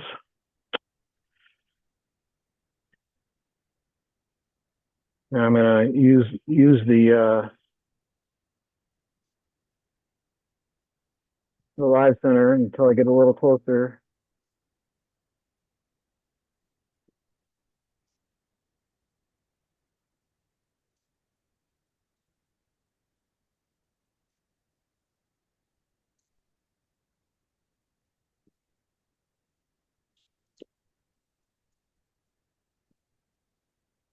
Okay, so that went through. So it's probably too big. I'm sure the diameter of that tenon is too large, but I'm going to try it anyway. Okay, take a, yeah, so it won't fit on. And you have to be really careful so you don't push this too hard, because if you do that, you'll break the shell. These are really thin shells. Let me take this down a little bit more.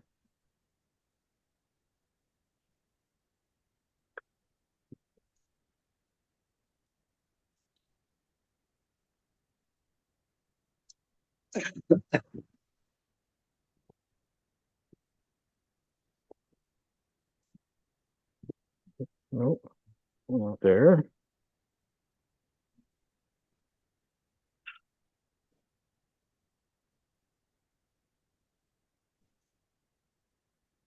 The way this always works, of course, is you go too small.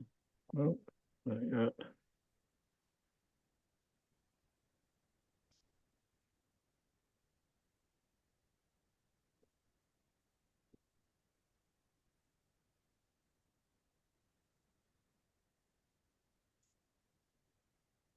There, now it fits on, okay. Now this has got a little bit of a curve as well, this shell does, so I'm going to undercut this a little bit here as well. Get my other parting tool here.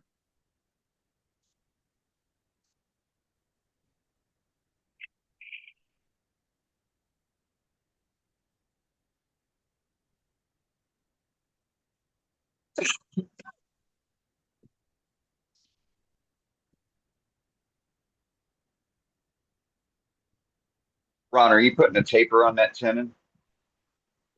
Yes. No, not on the tenon. No, not at all. And it doesn't. You don't need a taper on the tenon, because it's actually just gonna the shell is just gonna sit on there, right? And look, so because unless you do like I did with my my ornament and have it so that it screws in somehow, which I'm not going to do, it's better just leave it sit on there, right? Oh, yeah, agree. So it's not going to be glued on. The only thing that's really glued on is the plug that's in the end of the, the plug that goes in the end of the the other surgeon here, and then the bulb base is glued in here as well. And I guess you really don't have to glue the bulb in either.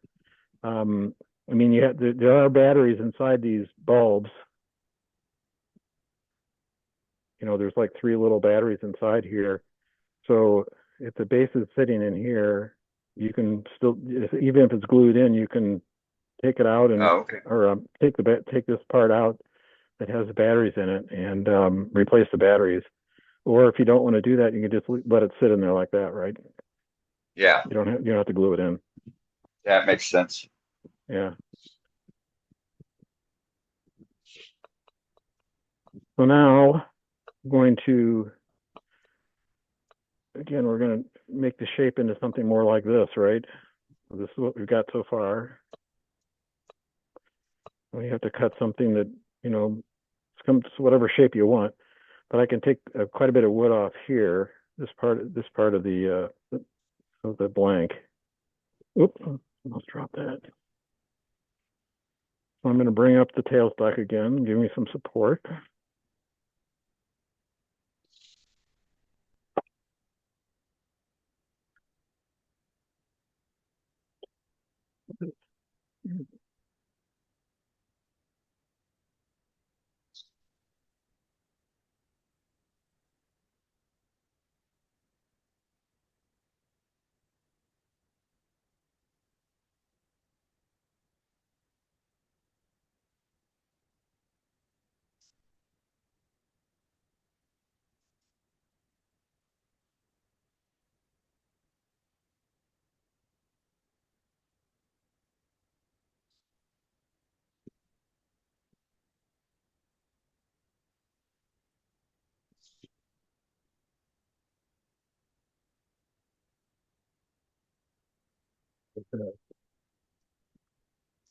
Round carbide.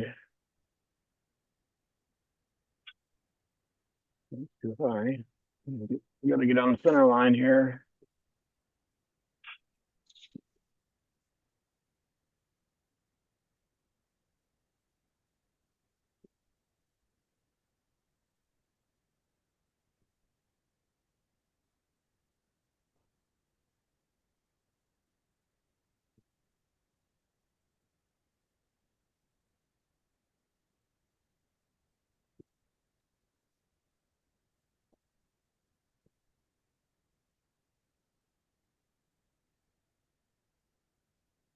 So it's just shaping any way that you want, right?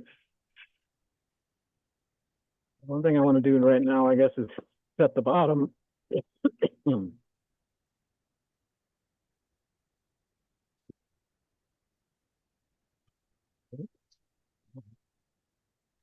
right. I'm going to say not there is good.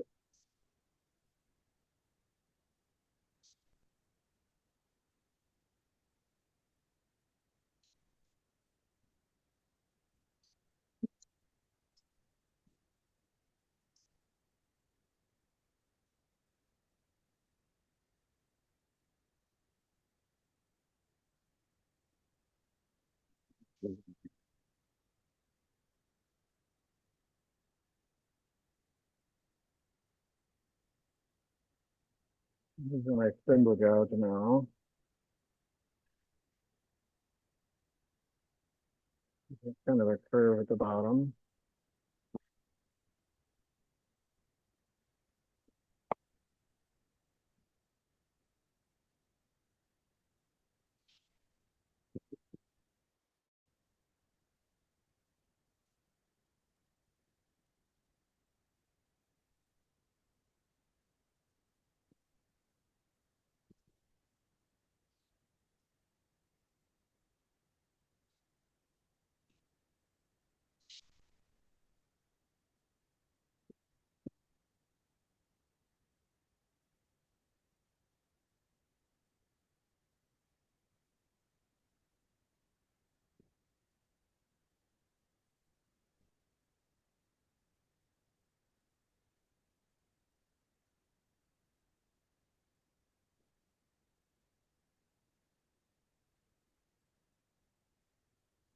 How we're looking here.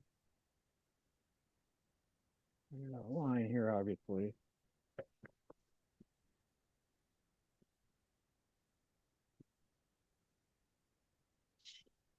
Let me take that out.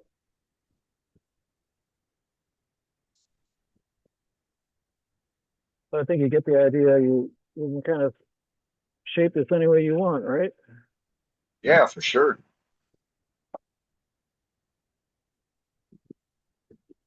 Last time I'll sand that out. Almost looks like a nice little lamp shape. Yeah, something like that. So I'm Yeah. gonna put it down to. I will sand this at a lower speed. How's that, guys? Yeah, there you go.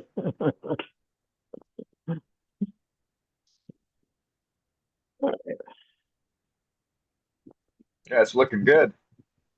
Well, it's okay. You know,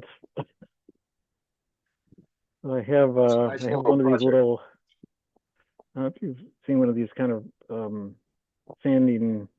I don't know what they call them anyway. But I use those to sand the round part up here. See a little chip out there. Okay, so there's my 150.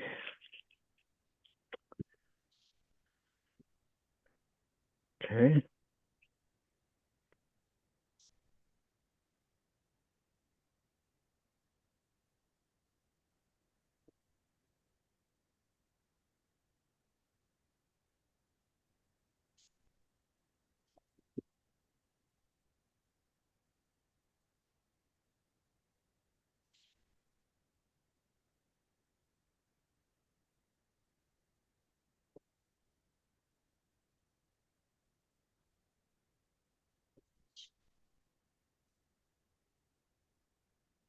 So I'm going to undercut the bottom of this, of course, so that it sits flat.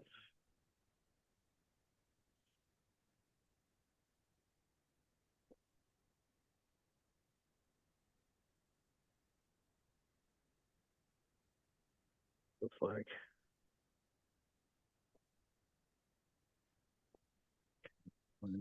Little.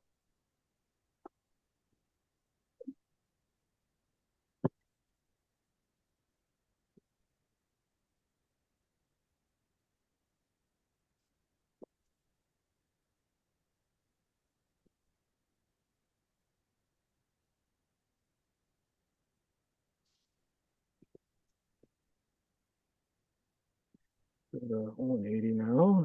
Now that was a neat trick. Wrapping sandpaper around a piece of rubber or neoprene tube. Yeah. I never thought about that. Well, they Right. sell these at Woodcraft. There are probably other places too, but that's where I got these. It's a set. There's little diameters, bigger, right? So it's yeah. I mean, I didn't know that. I thought it was just a piece of tubing. I've got tubing. Well, you I'm could gonna use be that using too. that. Or you can, like me, you can just go buy it. You know. Ah,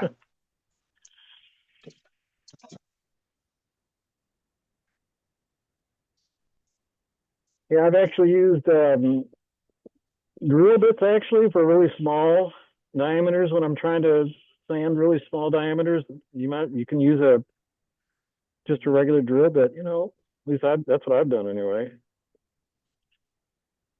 I have too, but tubing will give you a little bit softer, spongier backing, which right. Yep. could really be beneficial. Yep. Indeed. A little bit of auto hose. Yeah. Yeah, vacuum line for the Right. or Fuel even line that work, clear, Hose. even that clear braided stuff. fuel lines. Yeah. Yeah. Fuel lines. Big stuff. Radiator hose. Big curve. Right. Just make sure you put it back on before you drive. It won't take long to heat up. Right. Dan, you're already starting hot out there. Oh, I know. The I can see that's not sanded Door as well. seal works real good too. The stuff that you can buy has a nailing flange with a round tube on it. That works good too. Oh yeah, okay, yeah. yeah, it sure would. Yeah. All right, so I've got a little bit of Yorkshire grit on there. Nice. Okay. Anybody use that scratch free from Craft Supply? No, No. I just not wonder how it familiar works. with the name. Huh? I'm not familiar with the name. Okay, yeah. I'm not either. That might be another name. Let's see if I can find the other name. No, that's scratch free. I've used that as well for Oh, okay. All right. pens, right? I can't remember the name of the brand name. Yeah, I think it's pretty close to scratch free, I think. So Let's see. my Mylons again. Looking pretty already, huh? Mhm. Sure is. Yeah, it is. Is scratch free just an abrasive paste or what? Yeah, they have Yeah. and they have various compounds, right? From really fine to coarse. Yeah, it's called Scratch Free Wood Turners Polishing Wax. Yeah, like I said, I've used it. I've got them that I used. Maybe it was for rings that I was making for a while.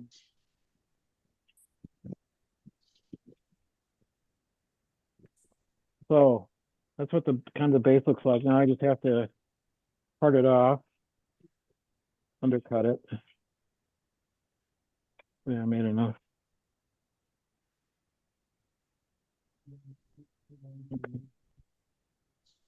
Parting tool.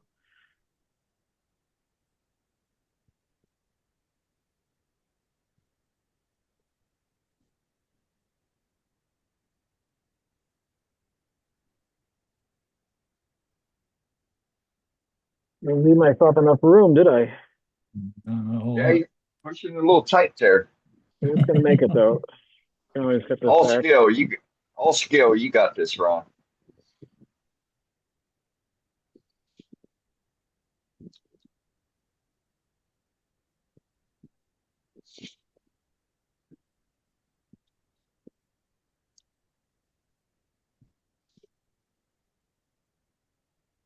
Last pass to try and clean up the bottom here.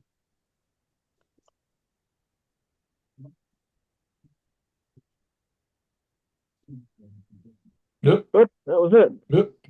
That one. That was quick. I blinked and it was gone. Yeah. Yeah, the bottom not too bad actually. The bottom isn't. It's pretty good, other than the little nub in the very bottom. Anyway, so when you get all done, where's my? I put it over here. When you get all done, here's the final piece, right?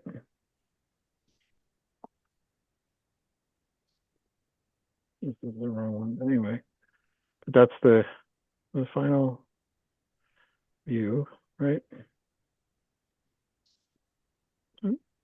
Did you hold it steady in one of the views, Ron? You moving Yeah, it hang around on. a I'm lot, trying to get hard the light see. on, so Oh, okay. without dropping everything.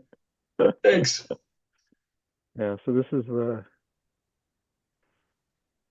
Yeah, you can see the light. Ron, can you turn your shop light off? yeah, I'm just gonna do that just now. Oop. Awesome. Look at that. Oh, that's cool. That looks great. Very nice. Nice. That is very cool. Idea. Yes. Anyway. Black. One way to take your Very sea nice. urchin to another level. That's pretty cool.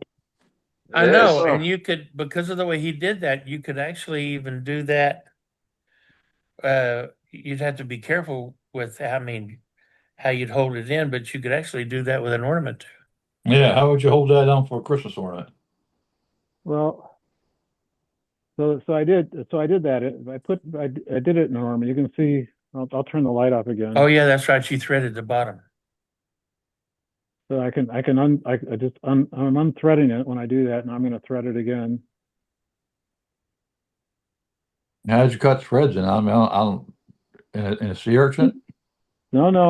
Hang on. Okay, I'll show all right, you. yeah. I'll show you. Wow. That's okay. So basically,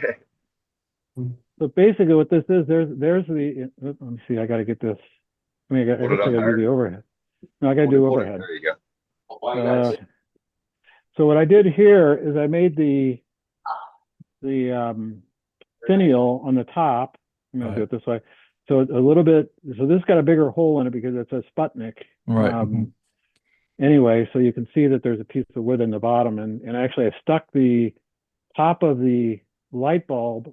I Oh, glued it onto the bottom of the finial. of this Okay. finial, and then this one this is glued in. The base is glued into the bottom here. Okay. Oop. I just dropped one of the batteries. Anyway, but that's how it works, right? And it just threads onto the light, right? Right. Yeah. Yes. Yeah. Like you're changing the batteries. Right. Yeah. Right. That's pretty cool. Screwing it one way turns it on. Screwing it the other way turns it off. Just exactly. loosen it up. Yeah. That's exactly So right. you didn't actually thread anything. It's just screwing on the light. No, I didn't Brilliant. thread anything. No. Brilliant. Cool. Absolutely brilliant. That's a great idea. Yeah, that's pretty cool. Sure is. Yep. There's another idea. Well, crash shows, here we come. Yeah, right. Yeah. There you go. Oh gosh. Anyway, so I got a bunch of those lights sitting idle, and a bunch of those ornaments, those urchin shells sitting in a box. So yep. I've got some urchin shells left too. I haven't got those lights yet, but I got some urchins. Yeah, I got a couple of them left. I lost my I battery. just saw where one of those urchin Amazon links, they sold out already. Did everybody buy them already? Yeah. I used to go down to Delaware and get them with a seasell shop, but they don't get them anymore. I get them pretty cheap. Yeah. So I looked them up before I did the demo, and you can buy them on Etsy. I think that's the last ones I bought were actually on Etsy, but you can also buy it on Amazon. And then there are some places down in Florida, companies that sell them as well. Yeah. But you've got to get a pretty big one, right? You can't have these really small ones. So the bigger ones are called Alfonso sea urchins, and those are like 2.5 inches in diameter. So they're a little bit bigger. So you'd have to make the whole thing a little bit bigger, but that's an option as well. Hobby Lobby used to sell them, but they stopped selling because it breaks so easy. Yeah. People get out there and just start squeezing them, see what they can do. Yeah, when they ship them. They ship them like this, which is all the plastic and everything around them, right? Uh-huh. But I had some broken in shipment as well the last ones I bought as well, so they will break in shipment or just. Why are they not looking back? Anyway, great. So are there any questions? You're more than welcome to ask any questions, right? That was a good demo. That's something different, a whole bunch different here. That was real different. Howie, you got any questions? Al's sleeping. Okay, all right. Did Al go to sleep? Very nice demo. That was. Yeah, it was a great demo. That was a cool idea. Well, again, I don't come up with any ideas on my own. I basically just steal other people's ideas, right? Because I'm not very creative. I'm not very much of an artist. Well, guess what? You got another one here. My background is in engineering, actually, so I'm an engineer by background, but so I'm not very creative, I don't think, in that regard, anyway. Not artistic. No. Let me put it this way: not very artistic. Yeah. You are when it comes to putting the gals to your wood, so don't discount yourself on that at all, Ron. Well, I'll tell you what. There he is. I'll tell you what. There he is. I will steal anything you have to show. That's kind of the way I feel about it. So. Look at it this way, Ron. You're putting tools in your toolkit, and at some point it'll all come together. So yeah. Amazon thanks you. They're going to sell on lights now. Yeah. Ron, we have a question. How do you glue in your lights? What type of adhesive do you use? I use epoxy. Oh, so two-part epoxy, right? The 15 or 5 minutes setup type, and it's not really very critical. I mean, these lights just sit in there, right? So you just put them in there and then look at it every once in a while, make sure it's straight up and down, and it it's no big deal. So. Yeah. And I don't know, what do you guys think about the tops of these things? Do you like it better with a finial on it, or something a different? That's a real kind of like a real finial one, right? I think if you want to sell it as a mushroom, I think the little button works really well. That's what I think. I think it looks more like a real mushroom. I agree. Yeah. And if you want to sell it as a Christmas mushroom, that's a different story. Then you put a finial on it. The mushroom's a nice small button, I think would be nice. Yeah, small button's fine. That looks like a Christmas tree almost. It's supposed to be a morel mushroom. It's got little dimples in it and stuff, but yeah, I don't think it looks very good. I think it looks better just with a little plug on top. Yeah, the button's fine. I fine. agree with you on that one. With that one, I agree. Yeah. Yep. Oop. I like the tiny delicate finial that you first showed as well on it. That looked good. Yeah. Yeah. As an By ornament. the way, you can also on these when you so this is a Sputnik sea urchin, and actually, you don't have to put it on a lathe like I did. That's actually a little more dramatic, right? So you can actually just kind of sand them this way as well. Sand Yeah, out clean it the. up. Yeah, clean it up. But you gotta kind of make different size. Well, I guess you could use the same thing. Where's the other one? Here it is. You could use this to do this as well, right? Yeah, you just clean it up, you make it round. Yeah, that's what I'm doing. Yep. Sorry, I'm not showing it on the screen. Anyway, so that's kind of I think that's the way I did this one, was with just one of these things like this. And these are a little bit. Yeah, I think it would be better that way. Yeah, I think so. I think doing it on the lathe is faster. Mark Slade does it. He makes his mandrel with a 60 degree, and then slaps his sandpaper on it for his sea urchins. Yeah. By the way, the other thing is, I don't know if you can see it. You probably can't see it, but I had to grind down these little protuberance. Yep. Right. Because otherwise, when you put something on here, right, it won't sit flat. This is too small, right? But you have to grind down the top of those little. Okay. I think Mark uses 90 degree. Is it 90?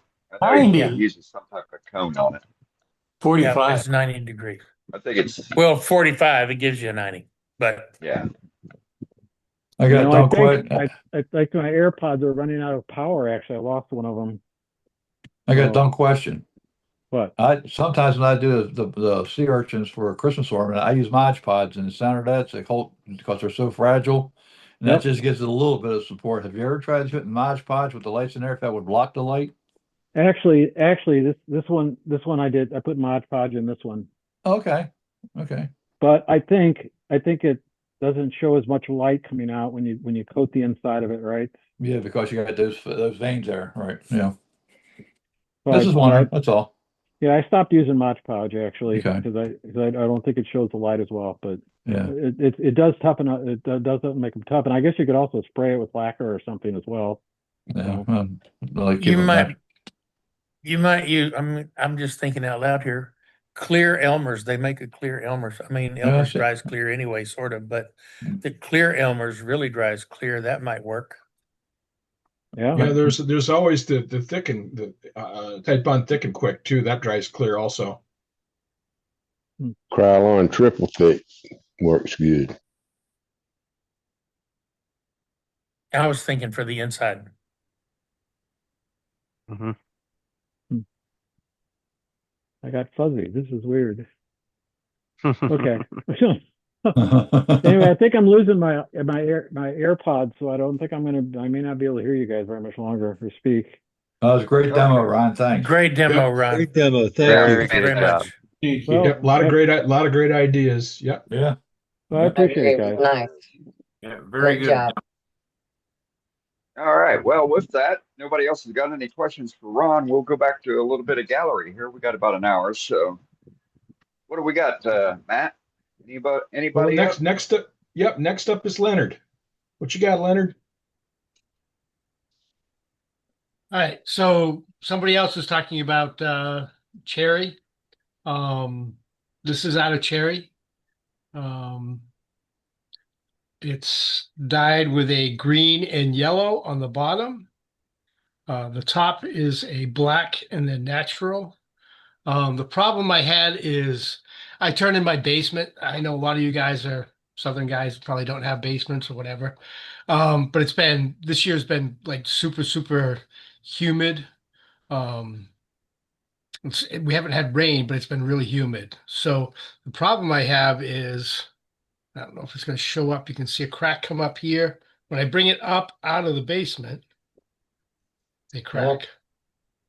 Mm-hmm. That one was actually done and cracked, filled with CA, and cracked again. Mm-hmm. Wow. That's a natural mushroom. And it is hollowed so that you can hide stuff away. Nice. I gave my daughter's birthday was yesterday, so she got one that this was supposed to be hers. But I didn't want to give it to her with the crack. So she got one of the other ones that I had done out of maple that didn't crack. With a little bit of money in it. But so There you go. but yeah. So Pretty cool. I don't know if anybody else has experienced this with, I mean, this had cracked before, and I've gone through and like I said, I filled it. I mean, it was a good 1/8 of an inch crack before. Was it And- dry? Was it Yeah, dry? it's been since last July, not this year's July 2024. Yeah, it'll pick up the moisture from What's the from diameter air, of that? though. Yeah, but how big a piece of wood was it when you did it? Because Right. an inch a year. You know, Well, it was probably another inch bigger than this, so this is probably about 3.5, so it's about 4.5 inches. that's probably still green. Yeah, it's still wet. Yeah, still wet on the inside. Yeah. But that's what I Well, got. it's still very hey. very nice, and it's the mushroom box is pretty cool. Nice job, Yeah. Leonard. That's Yeah, a natural I- crack. It's a natural mushroom. Somebody the squirrel was eating on it. And mushrooms have cracks in them all the time, naturally. Yeah. So, Yeah, well, I made a couple others that I gave to her. Some of it was out of like I did one with maple and then dogwood. Obviously, I don't have them because her birthday was yesterday. So, but the dogwood was really weird because when I first did it, it was like super white. I don't know if anybody else has cut dogwood, but it's like white. There was no color to it whatsoever. I used a light gray dye on it, and the colors just popped on it. I do have a couple of pictures. I'm going to post them up. I'll send them over on for the next newsletter. yeah, the newsletter. Yeah. So, Okay. Sounds good. Look forward to seeing them. all right, that's what I got. Thanks, Leonard. All right, thank you. Thanks, Leonard. Don't forget, Next hey up- Leonard, don't forget to put them on Facebook too. Yeah, I will. Nice job. All right, thanks. All right, next up is Mark Soleil. What you got, Mark? You there? Hang on, just go to somebody else and I'll be right back. I hope he ain't hanging from that fan. Hope he ain't hanging from that Every fan. He's waking All right. up. Leave him alone. We're gonna go to Bill. What you got, Bill? He had to go check the Hello, chickens. hello, folks. It's been 3 or 4 weeks since I was able to tune in to lots of family stuff during the summer, but I've been doing a bit of turning. Nothing very special, but I thought you might like to see this. I've shown this wood before. This is Nootka cypress, a Nootka cypress bull, burl rather. This is grows on the coast of the Pacific Northwest.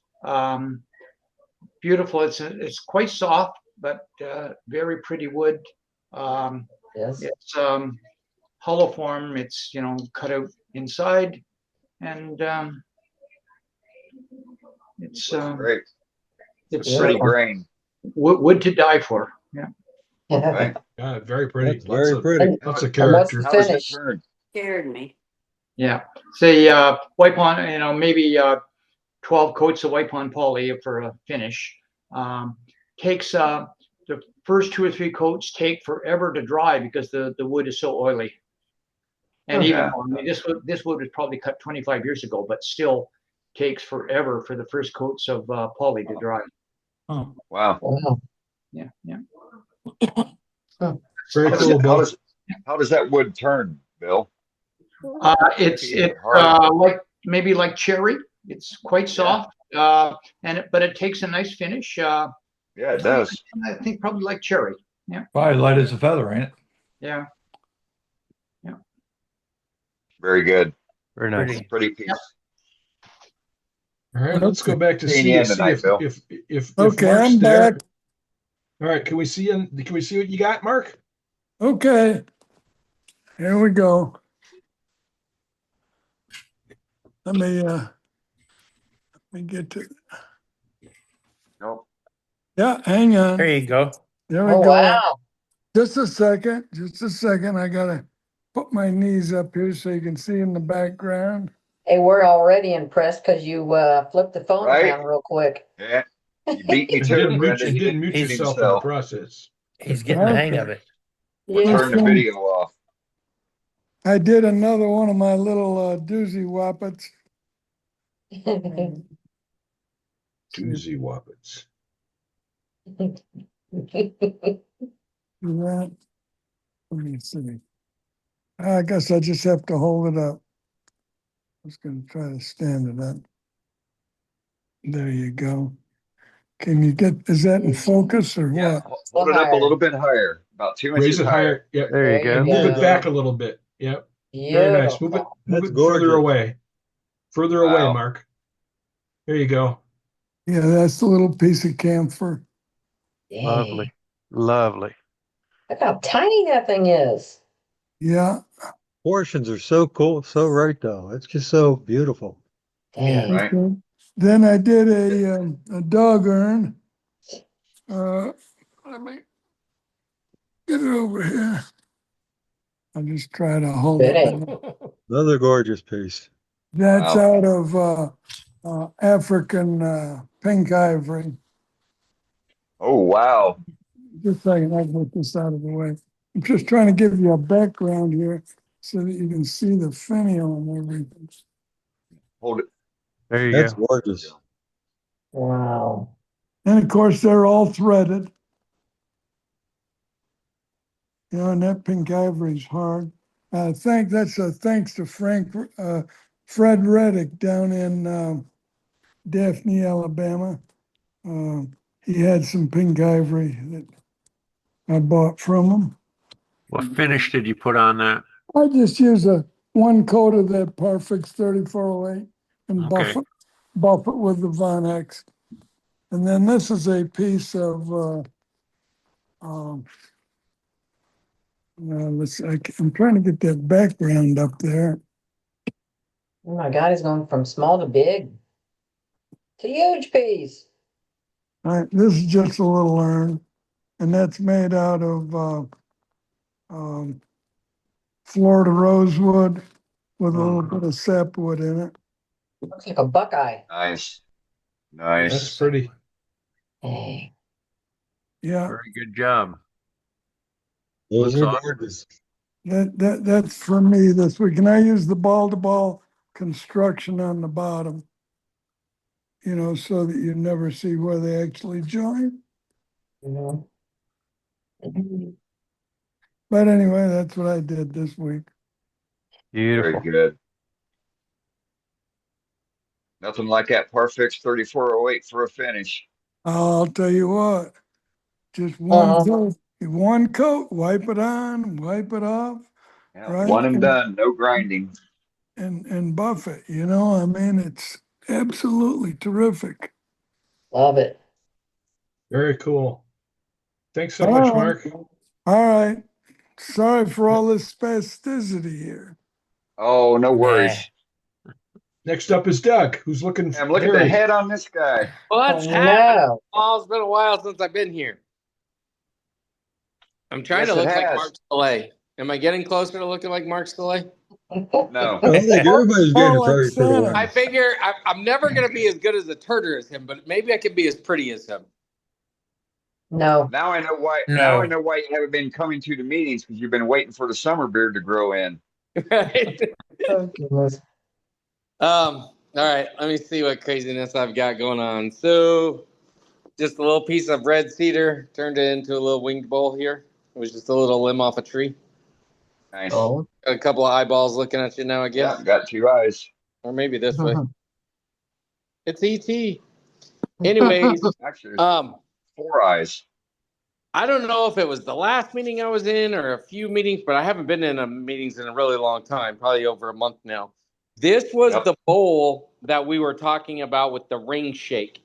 Yes. And you got to be real careful with ring shake because it could just explode on you. And anyways, we don't need to go through that all again.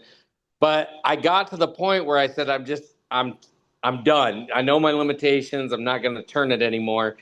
And to be perfectly honest with you all, I was scared to part it off the chuck.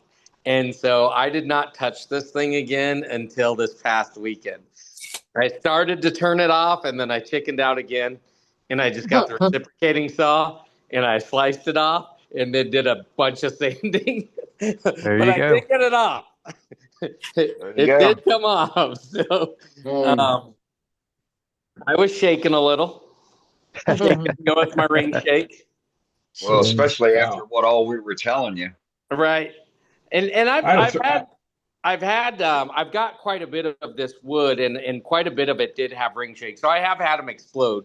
And so I know, where to stay out of the way, but it's kind of like even when you set off the firecracker, you lit the fuse, it's going to go bang, but it still makes you jump. And so Right. that's kind of where I was with this. I'm like, I know what the end result's going to be if this thing blows up on me. And I know I'm out of the way, but it still gave me the heebie-jeebies. Yeah. Well, good job on salvaging it, Doug. Thanks. Yeah. And then That looks good. my new level of crazy. Oh my. Yes, I saw that the other day. Oh my goodness. Boy. What in the Go on world? go on Facebook page and see how that thing started. Oh Yeah. my goodness. It's Yeah. anyways, it's nowhere near done, and it's going to be way more sanding than turning. I can barely get the RPMs up over 300. And then just because everything's so wobbly on the inside, I've tried traditional turning tool, I've tried carbide. It's just turning too slow for all the gaps that are in there. And so basically the only thing I've been able to do is board out with the Forstner bit. I'm lucky enough to have a really big extension bar that goes into my tail stock. So it is bored out pretty far. You'll be able to put some long stem dried feathers or roses or I don't know, whatever. The unfortunate part, I'm the one that cut this tree down. Probably cut it down like 5 years ago in my in-laws' backyard when the tree died. And of course I put a bunch of chainsaw slices in it so the little branches wouldn't start growing back out, not knowing someday my mother-in-law is going to be like, hey, just dig that stump out. I don't want it. And so now, unfortunately, I have Holy moly. with. Holy moly. It is what it is. So the bottom of the bowl is going to be probably somewhere around here. There'll probably be some still chainsaw marks in the bottom of it, but I think it'll still be all right because of all the character. Yeah, you might be able to clean those up with the, an angle grinder or a Fordham or Dremel or something. Yeah, once I get to that part. So, and again, I cannot get a clean slice. This is all really punky, rotten wood. So this is going to probably be like starting off with about 40 grit sandpaper to get it down to something. But then over here, like I'm not even going to touch this. That is just all natural, bark removed. And this part didn't even have bark on it because it's a root. But I did pull a bunch of bark. If you haven't done a root ball before, I've done root balls, but this is the biggest root ball I've done. And the amount of dirt and sand and rocks that's still coming out of this thing after numerous power washes and the airline spraying air all over it. The dirt just keeps coming out and coming out. Wow. But it is fun. Well, you guys see what it looks like spinning. So that's at 301 RPM right there. Mm. And so at what speed does it start shaking the lathe, Doug? You know what? I've taken a little bit more dirt out. Let me throw my shield on and I'll see. Because when I first started, I couldn't get it. I couldn't get it past 240, 241. And the lathe would start dancing. So with as much material as I've taken off, I may get it a little bit more than that, but it's probably not going to be much.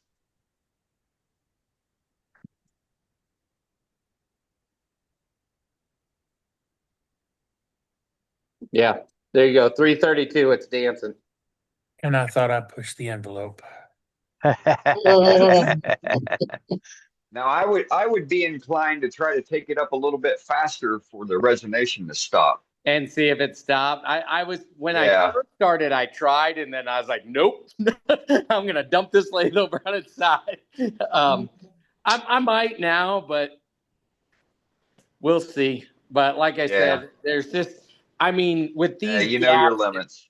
if I'm not turning this bad boy at about 800 or, minimum 800, there's no way I'm going to get a clean cut in there with all those gaps in there. Oh, yeah. Mhm. So what kind of root ball is it? A juniper tree. Oh boy. Beautiful. Okay.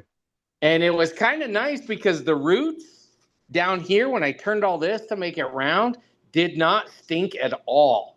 So that was really nice. But once I started pushing the Forstner bit in there, that typical horrendous juniper smell came. And I was like, well, it's back. And then when I was turning somewhere down in here, I hit a sap pocket. Ugh, nailed me. I was like, dang it. Oh boy. Right? Yeah, so my hairy arms got pretty sticky. But there it is. Just That's all. take your time on it. Yeah. Take your time on it. That's going to be spectacular if you can get it carved out a little bit there in the center. Mm-hmm. Sure is. Doug, Have you tried using your captured system on it? I have not.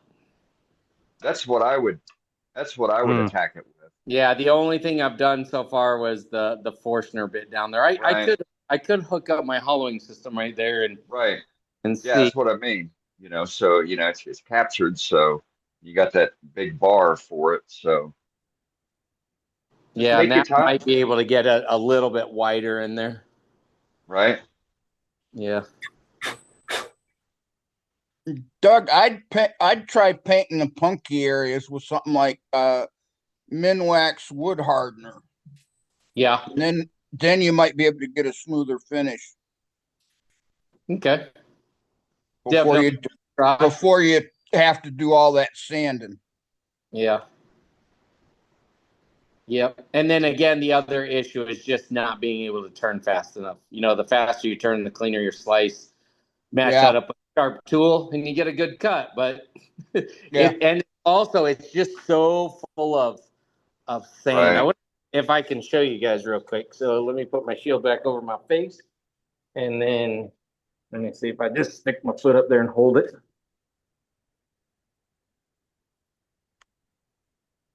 I don't know if you guys can see the shield thing. Yeah, you can see it pop out. Yeah. But if you can soften up those punky areas, it might help get rid of some of that tear out. Yeah. Pardon? Build a router sled and use a router on it instead of a turning tool. Yep. No. Or even a Fordham sled would work too. Yeah. Well, well, best of luck, Doug. Thanks, I appreciate it. I'm gonna have fun with it. Sure. If that's what you call it. I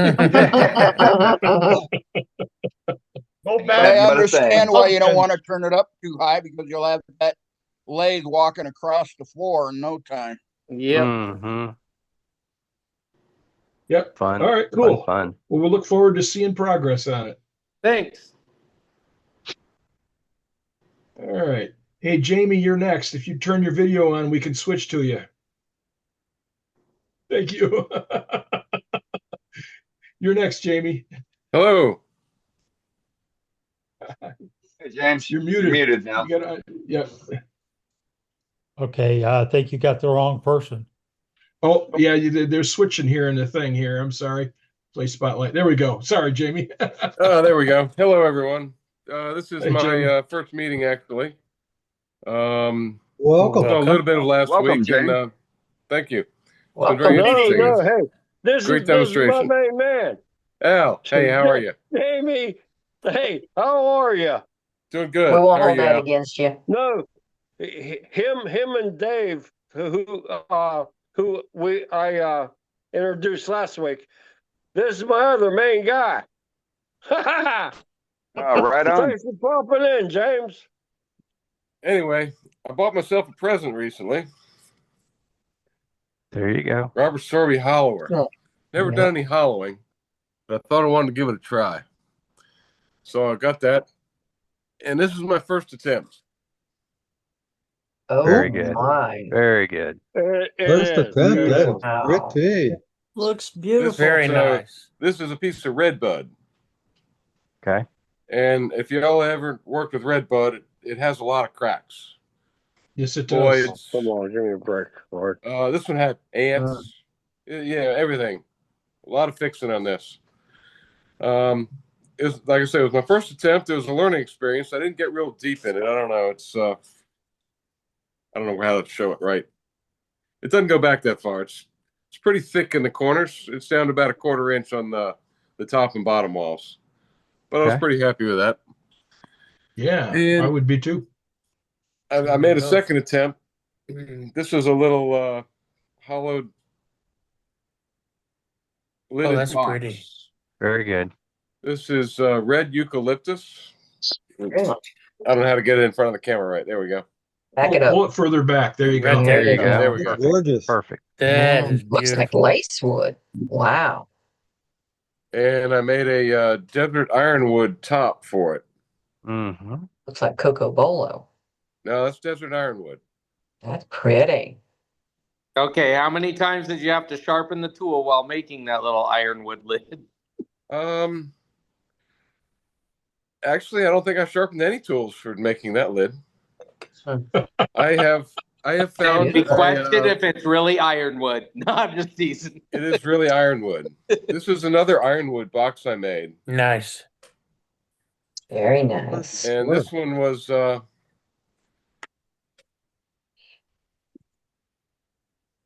that's what it started out like.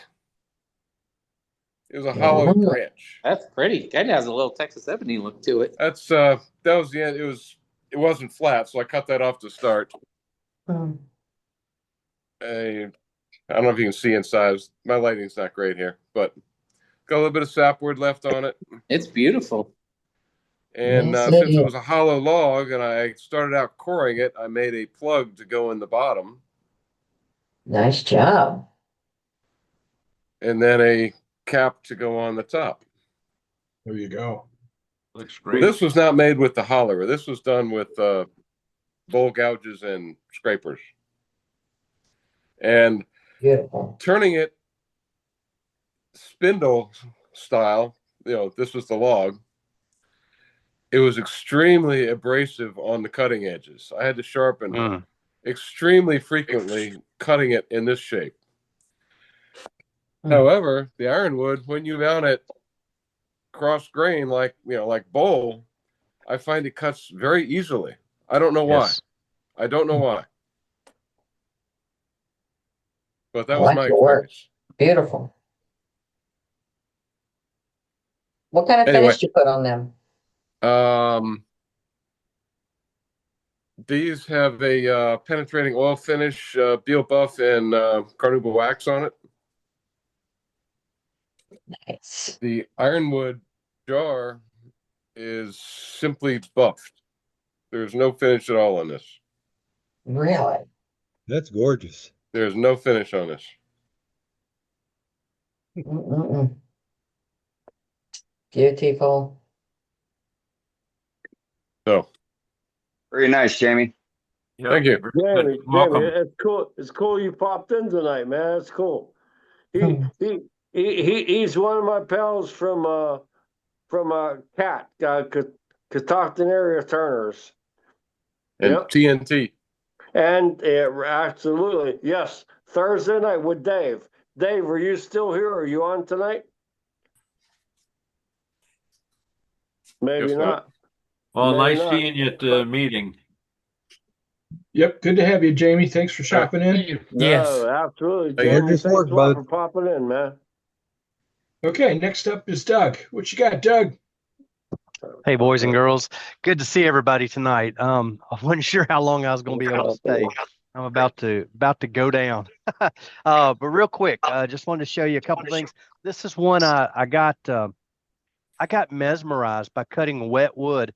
Been a little while since I had some really wet wood to turn, and I had a little oopsie in the bottom, but that has been plugged with. This is whatever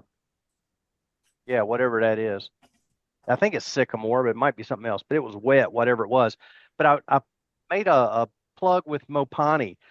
big enough to be a tenon, and then I had a smaller tenon that would go through the hole.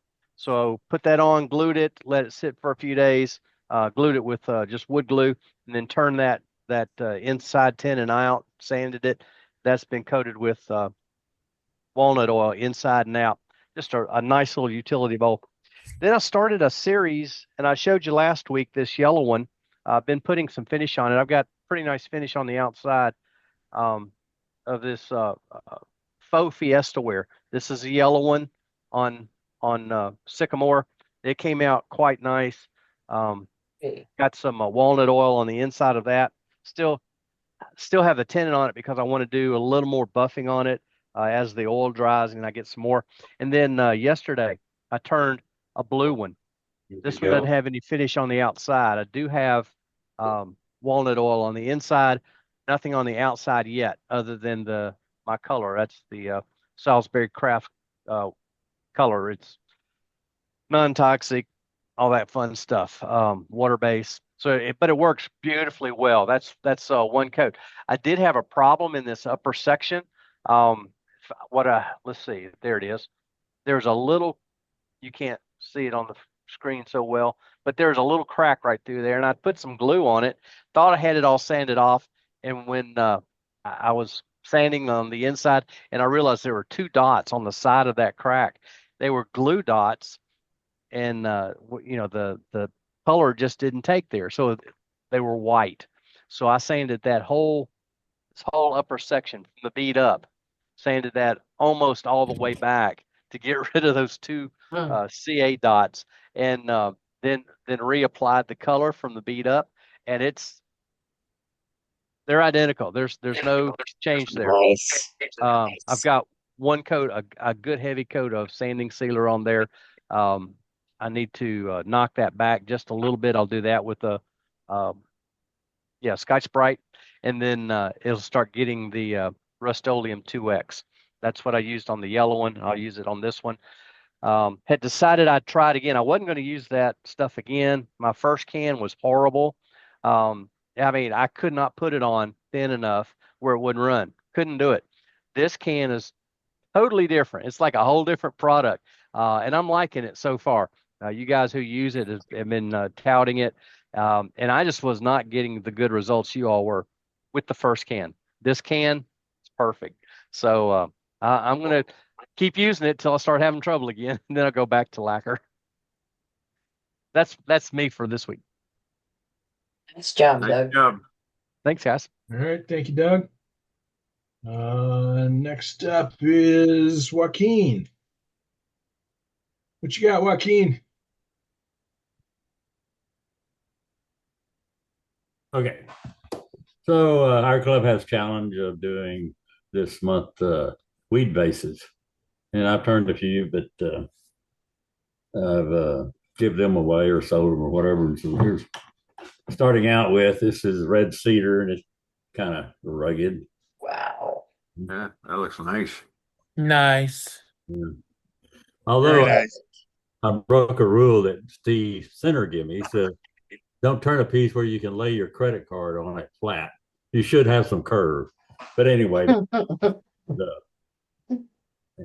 then I had a piece of Texas 70 out there. So, well, let's see what it'll do. And so it's just a branch. Kind of It's got some curves. Turn because, the pit and the black area was offset.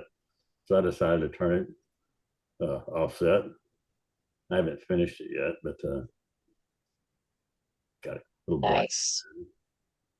Black. And then going to SWAT, there was a guy there, Paul Russell was turning barely a vase. And boy, he was taking these crooked woods and forks and stuff and turning. Oh, yeah. And so I thought, well, what have I got around here? And so this is my barely a vase.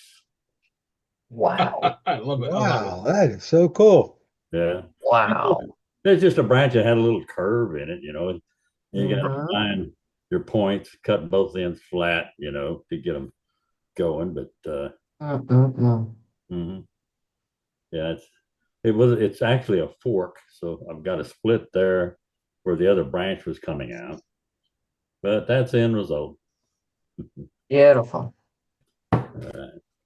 Wow. That's it for me.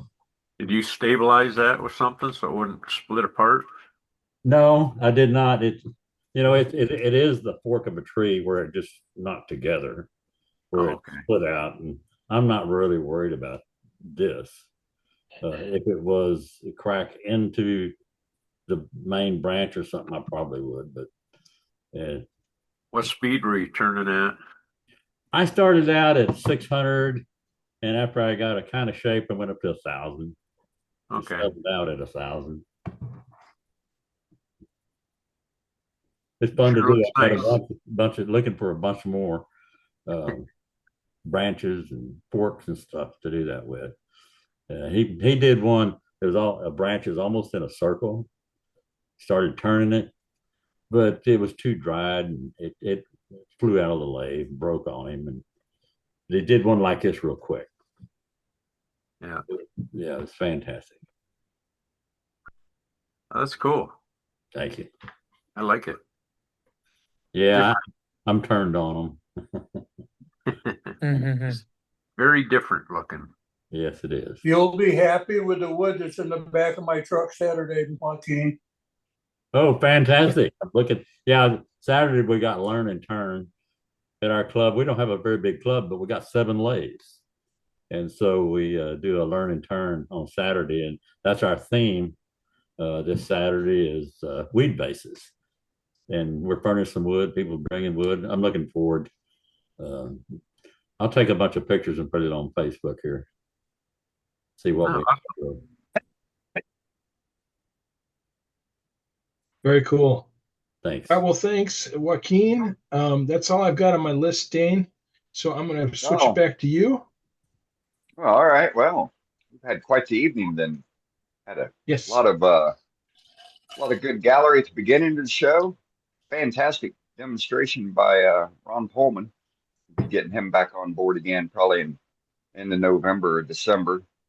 But we've got about 15 minutes left, so if anybody has some, they got skipped or you feel like stepping up to the plate and showing us something that you've turned here from the last couple of weeks or even something from the past, we can kill a few minutes and go from there. Otherwise, we'll leave the floor open for open discussion for 10 minutes. Dane, I can show the piece that I blew up and now it's recovered and finished if you want to see it. There we go. Yeah. Piece of sycamore. Where was it broke at? In it. You can see there where it exploded. So I went to turn it or sand it, turned the lathe on the next morning when I went to sand it and it exploded on its own. I didn't touch it with anything. Wow. But I did something different this time. I used black CA when I glued it together because of all the natural black lines in it. And it kind of hit it. It looks more natural than actually a blow up. So yeah, it does look natural. It's like mineralization. And you can't tell on the inside at all. No. So, but it turned out pretty good. That's got 3 coats of shellac on it right now. And that's probably where I'll leave it. Just because I kind of wanted to disguise the crack, right? Beautiful. So it's a save piece. Nice job. Nice save. Indeed, worth the effort. Let's see. Looks like Patrick's got something. Bringing you up now, Pat.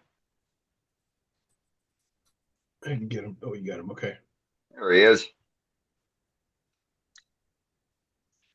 I got some more that paired that I turned. Ooh, nice. Oh, I like that. Ready? That's some crazy grain. That's got abrasive paste and wax finish. Awesome.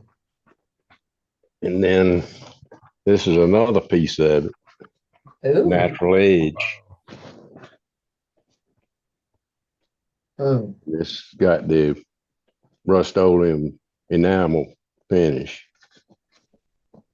Nice. That's the bottom. This part over here was real punky, and it was hard to get a decent sanding job on it, but it didn't turn out too bad.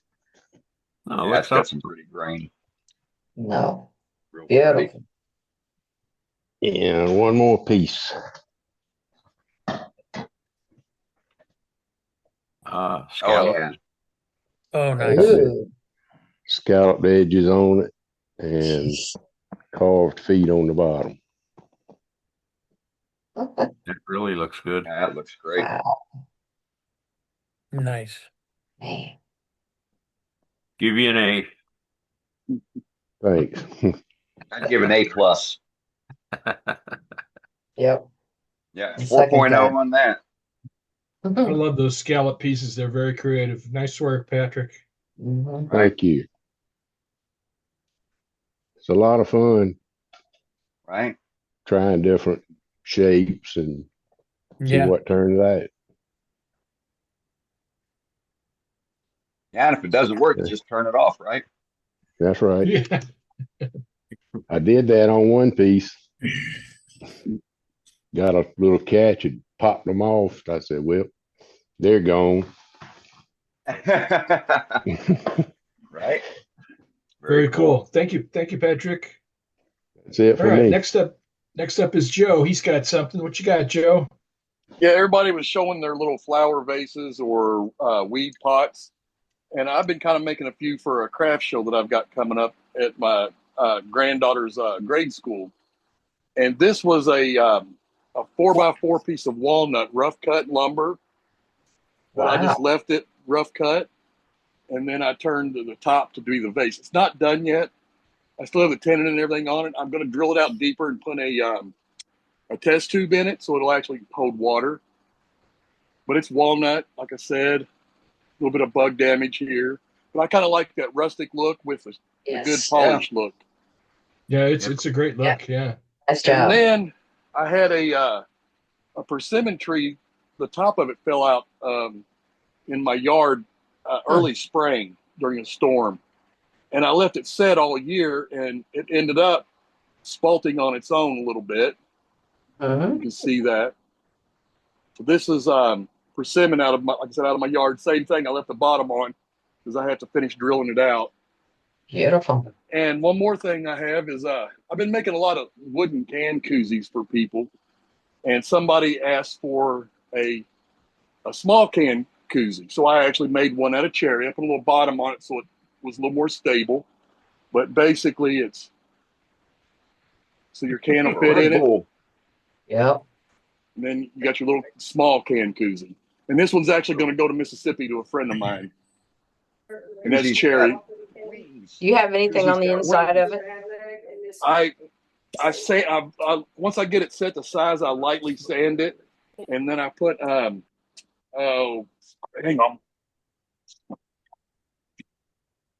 Words are so hard these days. I put mineral oil on the inside and let it set up. And then I'll do 2 or 3 coats just to kind of, and it's still a little wet there. That's just to kind of seal it. I used to make them, and I made them a little bit thicker. They were about a 1/2 inch. And because of that, they would swell whenever I sent them to Mississippi or any other place like that. But these here, I got this one I just did. I got 4 others that I did about a month ago for regular size cans, and they haven't moved at all. It had it swelled. You can fit snug, slides in and out perfect. Very cool. Yeah. All right, Thank well, you. thanks, Joe. Next up is Cade. What you got, Cade? Got to unmute yourself. Hey everyone, how's it going? Hey. Sorry, I'm just working away at the same time. I have a few things I can show. It's been a while, and I've had quite a few demos. So one thing, well, I'm making a couple gifts for a family I stayed with in Lac La Biche when I went out west for the national archery competition. I wanted to pay them something. I wanted to make them a meal. I wanted to pay for some of the meals, and they wouldn't take anything. So before I left, I asked, what's her favorite color? She said purple. So I'm making her one of my, sorry, I'm out of breath. I was running up and down the stairs to deal with the child in between turning. So I'm making her one of my water droplet boxes. So here's one in walnut. And this one is 1/8 of an inch wall thickness, my signature shiny finish. So I'm making her one in ash, and I'm going to dye it purple. So this is the lid. It's actually two-tone with heartwood and sapwood. And I'm actually just finishing the base, and I'm going to dye it purple. But it's going to look like this red oak one right here. It's going to be purple though. Nice. Cool. And then another thing I was doing was I wanted to make her husband something as well. And I'm going to make her kids some spinning tops and some tippy tops because they were a lot of fun and very interactive while I was there. So on the side note, preparing for what I made for him was I had a crotch that I found in my wood pile, and it was starting to crack quite a bit, and it was going to be garbage. I didn't want to necessarily turn it into a crotch bowl. So I thought, why not slice this into 1/4-inch pieces? So I took this crotch and I sliced it on my bandsaw into 1/4-inch pieces. And as we know, crotchwood has very nice feathering and figure in the crotch. So what I do with these is I take, here it is, my red Solo shot glass that I don't use while I'm turning, but I use as a template. So I would trace little circles of where I think the grain looks the nicest, and then in between the large ones, to maximize my use of this wood and to minimize waste, I use the other side, which is 1 inch, and this is 1.5 inches. So now I'm mapping out and cutting out little medallions for boxes. Rather than just throwing away precious walnut with beautiful crotch figure in it, I took a nice piece of ash and I turned a small little box, and I took some of that figured walnut grain and I inlaid it in the top of the box. So there's one in that sort of acorn shape. But I like this one a little better. I did this one today. This one is, let's see, line up the grain, of course. There we are. So this one's a little different. Nice piece of ash with the walnut medallion on the top. Yeah. So that'll be for him. Looks good, Dave. So that'll be him. The purple one will be for her. I'm actually just finishing the base. See if I can remember how to, here it is here. I'm actually just taking off the tenon and going to make a nice domed base like this one to sit on the table or mantle. Everything's reversed when I switch that. So anyway, so that's in process. And then one thing I finished, there was a time a month ago or so, my kid was having nightmares and dealing with monsters, and while he sleeps, and he'd wake up and see stuff in the corner. So I thought, why not make him some sort of cool nightlight? So I thought about making him a little candle nightlight. So here's a candle nightlight. the base here is ash. Well, no, the base is roasted ash. This is honey locust. This is olive ash. And then the top is a transparent acrylic. And what I do is I take these little balloon lights, which many other people on this forum have used before. And I take that, I put that in here. I put the lid on top. And now I have a nice candle that my kid can see when he wakes up. So he's not so scared of the monsters. I don't know, Very you're cool. scaring me. Ooh, ghost stories now. All right. Look all that. Goodness. So that was fun to do for my kid. And I ordered a whole bunch of these balloon lights after I saw Scott do some of those ornaments and That's some why other they're sold members out. use things. So yeah, a little stand with a candle so my kid's not scared of the dark. I had a demo for a club in California. I did boxes with multi-access finials.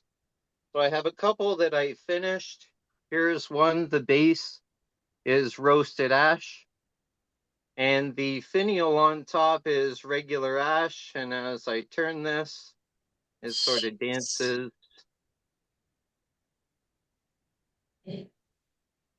Very cool. Love it.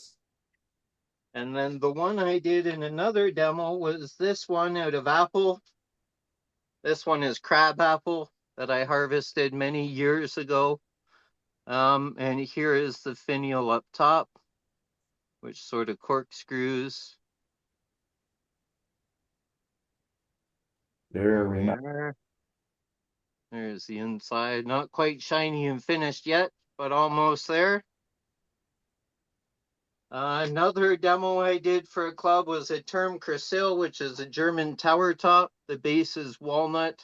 The tower is ash. The top is green and yellow spectraply with a walnut top. These are really fun to do. And when you spin them, they stay on the tower. If I had it on a table, I could give it a much better spin. I also did this demo for Art Club, and it's on the website or on Hey, Kate. Hey, I'll Al. tell you what. Mine never runs that long, but I make them because you showed it to me. I'll tell you Right what, on. you're very inspiring. Believe me. Yes. I've made a couple of them. They don't spend that long though.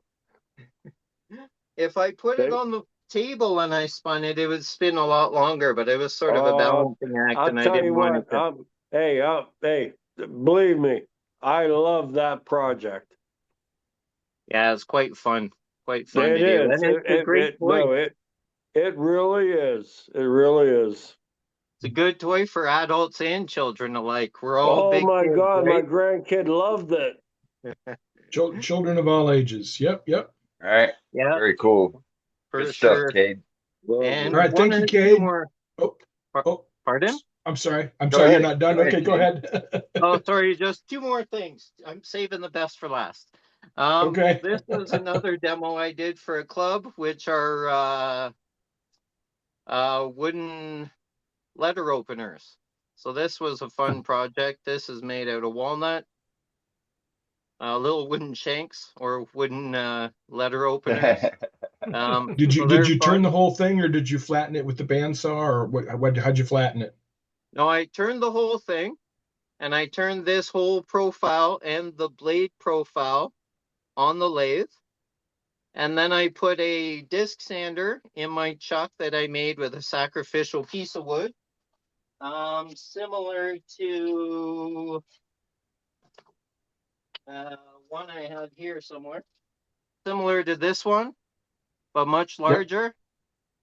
And then I basically, when I mapped this out and I had it all done, I took my center marking gauge, which is this jig here. I might as well show the jig.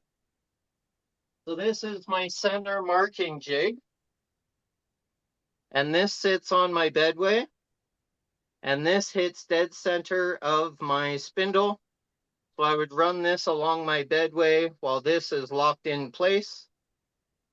And I basically mark both blade edges. So I mark this edge and I mark this edge. And then from there, I sanded it on the belt sander on my lathe just to bring it to that line and to that line, and then get both sides evenly curved. But yeah, it turned all in one piece, profile all done, all in one piece. Marked the center with my center jig, and then just sanded it on my disc sander on my lathe, similar to this one, which is marked jaw 3, 2, and 1. So when I put it back in my chuck, it's always running true. And then last but not least, I wanted to save the best for last. I finished that sink and I got it all coated in epoxy. I got all the voids filled with epoxy. I got the drip flange cut. I got the plumbing hole done.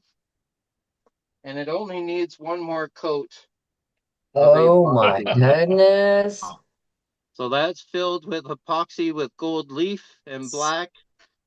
The flange, and then it's tapered. It just needs to be buffed, the epoxy. And then here is a natural void with the gold, natural void with the gold, void with the gold. This was all bark inclusion, almost I could see through before I epoxied it. Another one with gold. And this is sugar maple, what we make maple syrup out of up here. And I left that natural part of the bark. It's all covered in epoxy. So far I have 5 coats of epoxy on the inside and the outside. And then it has the flange for the rubber plumbing and the coupling. And then also the flange and the coupling and the, so yeah, this will be delivered before I go to England in a few weeks. Beautiful.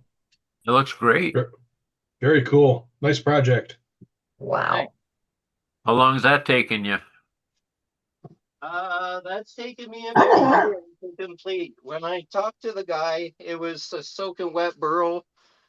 So I told him, unfortunately, most of the time we're going to be waiting for for paint to dry, similar to watching golf. Yeah, he was very patient in doing it and waiting. So I had to rough turn it, sand it, finish it, allow it to dry, rough turn it again, sand it, finish it, and then fill the voids with epoxy. And in doing so, I had to make troughs and valleys and use yogurt containers. Yogurt containers are perfect. Or little shot glass containers, because I can cut this off, right? Yep. And since this is circular, this will line up with any curved edge, right? So then I can take that, hot melt, glue it to the piece, and I can pour my epoxy in the top, so it's where I need it and not all over my shop and my floor and my house. So I had to do that with all these bark inclusions, all these voids, all these holes. And when I did one side, I used the red tucked tape, and I put that on the other side because it's waterproof, airproof, dustproof, solvent-proof, and that would keep the epoxy from leaking out the opposite side. So that's an you can outstanding tip. Yeah, Thank you. so you can use these, you can use yogurt cups, you can use fruit cups, you can use, and it fits the curve on the inside just the same, see? Yep. Yeah. Yeah. So it keeps your epoxy where you need to keep it. Some of the long ones, I just took my glue gun and I created a dam around the void. So for instance here, I would create a dam with my glue gun all the way around this void. So I had a trough to keep the epoxy in. And then I would pour the epoxy within that trough. Epoxy doesn't stick to hot melt glue. So I would just pull off the hot melt glue and then sand it flush to the surface. So I've got some wood like that, some cherry wood I've built some dams up on. Very cool. Good tips. Thank you, that's Cade. good for me. Yeah. That's great. All right. Great job. Doug says he's got something crazy. Right on. Okay, so not wood turning, just crazy. So I got the piece of glass for free at the thrift store. They didn't want it on their floor, so they said take it. And then the tree trunk I got for free. So I've got no money into this, just time. But at any rate, my wife and I are in disagreement. I like it this way. Let me give you a couple of different angles so you can see. It's going to be a little coffee table when I'm finished with it. But then, let me put you in the tripod so I can use both hands. My wife prefers it the other way. So you all can tell me what you think. It only weighs a lot. Ugh. No, like it the other way. Hey, Doug. There it looks like a turtle. I've been married for 50 years. She's gonna get it her way. Yeah, whichever way she wants. So then you get the eyeballs staring at you. I like it the other way. The other way, Yeah, Dan. same. She's wrong. The other way. She's wrong. See, The other it must be a wood turner thing. I want more character. She wants more El Natural. Mhm. No. I No, like it the it's other gotta go way, the but other this way. way it looks like a turtle. Kind of does, huh? It Yeah, looks like, almost it looks like That it cut the way, shell off a that way tree. looks like a Turtle. toe stubber. Or a platypus. Yes. It's ugly. That way there's boring. That's what I said. Yeah. It's going to be hard to vacuum around. Yeah, that's going to be the problem of whoever it goes to. It doesn't really fit in our living room. We messed around a little bit in our living room. Hey, Doug. Hey, Doug. Yeah. Actually, look at what you're looking at. I would use those attractions to make it. Yes, those are all coming out. Like, I mean, everybody's saying a turtle and whatever, but I would use those natural things. If you're gonna There's sell, more of them on the other side. Yeah. Yes. Turn it over. Let's see what it looks like. Yeah. So, But I'll tell you what. You use what you got. that's my other crazy project I got going on. That's a good one. Yep. Very good, Doug. All right. Well, thanks, Doug. Yep. Okay, Dane, that's it for All right. who's left on the list. So it's up to you, brother. All right. Sounds good. Sounds good. Well, we've had a very interesting evening tonight, so can't complain about that at all. Definitely worth the price of admission.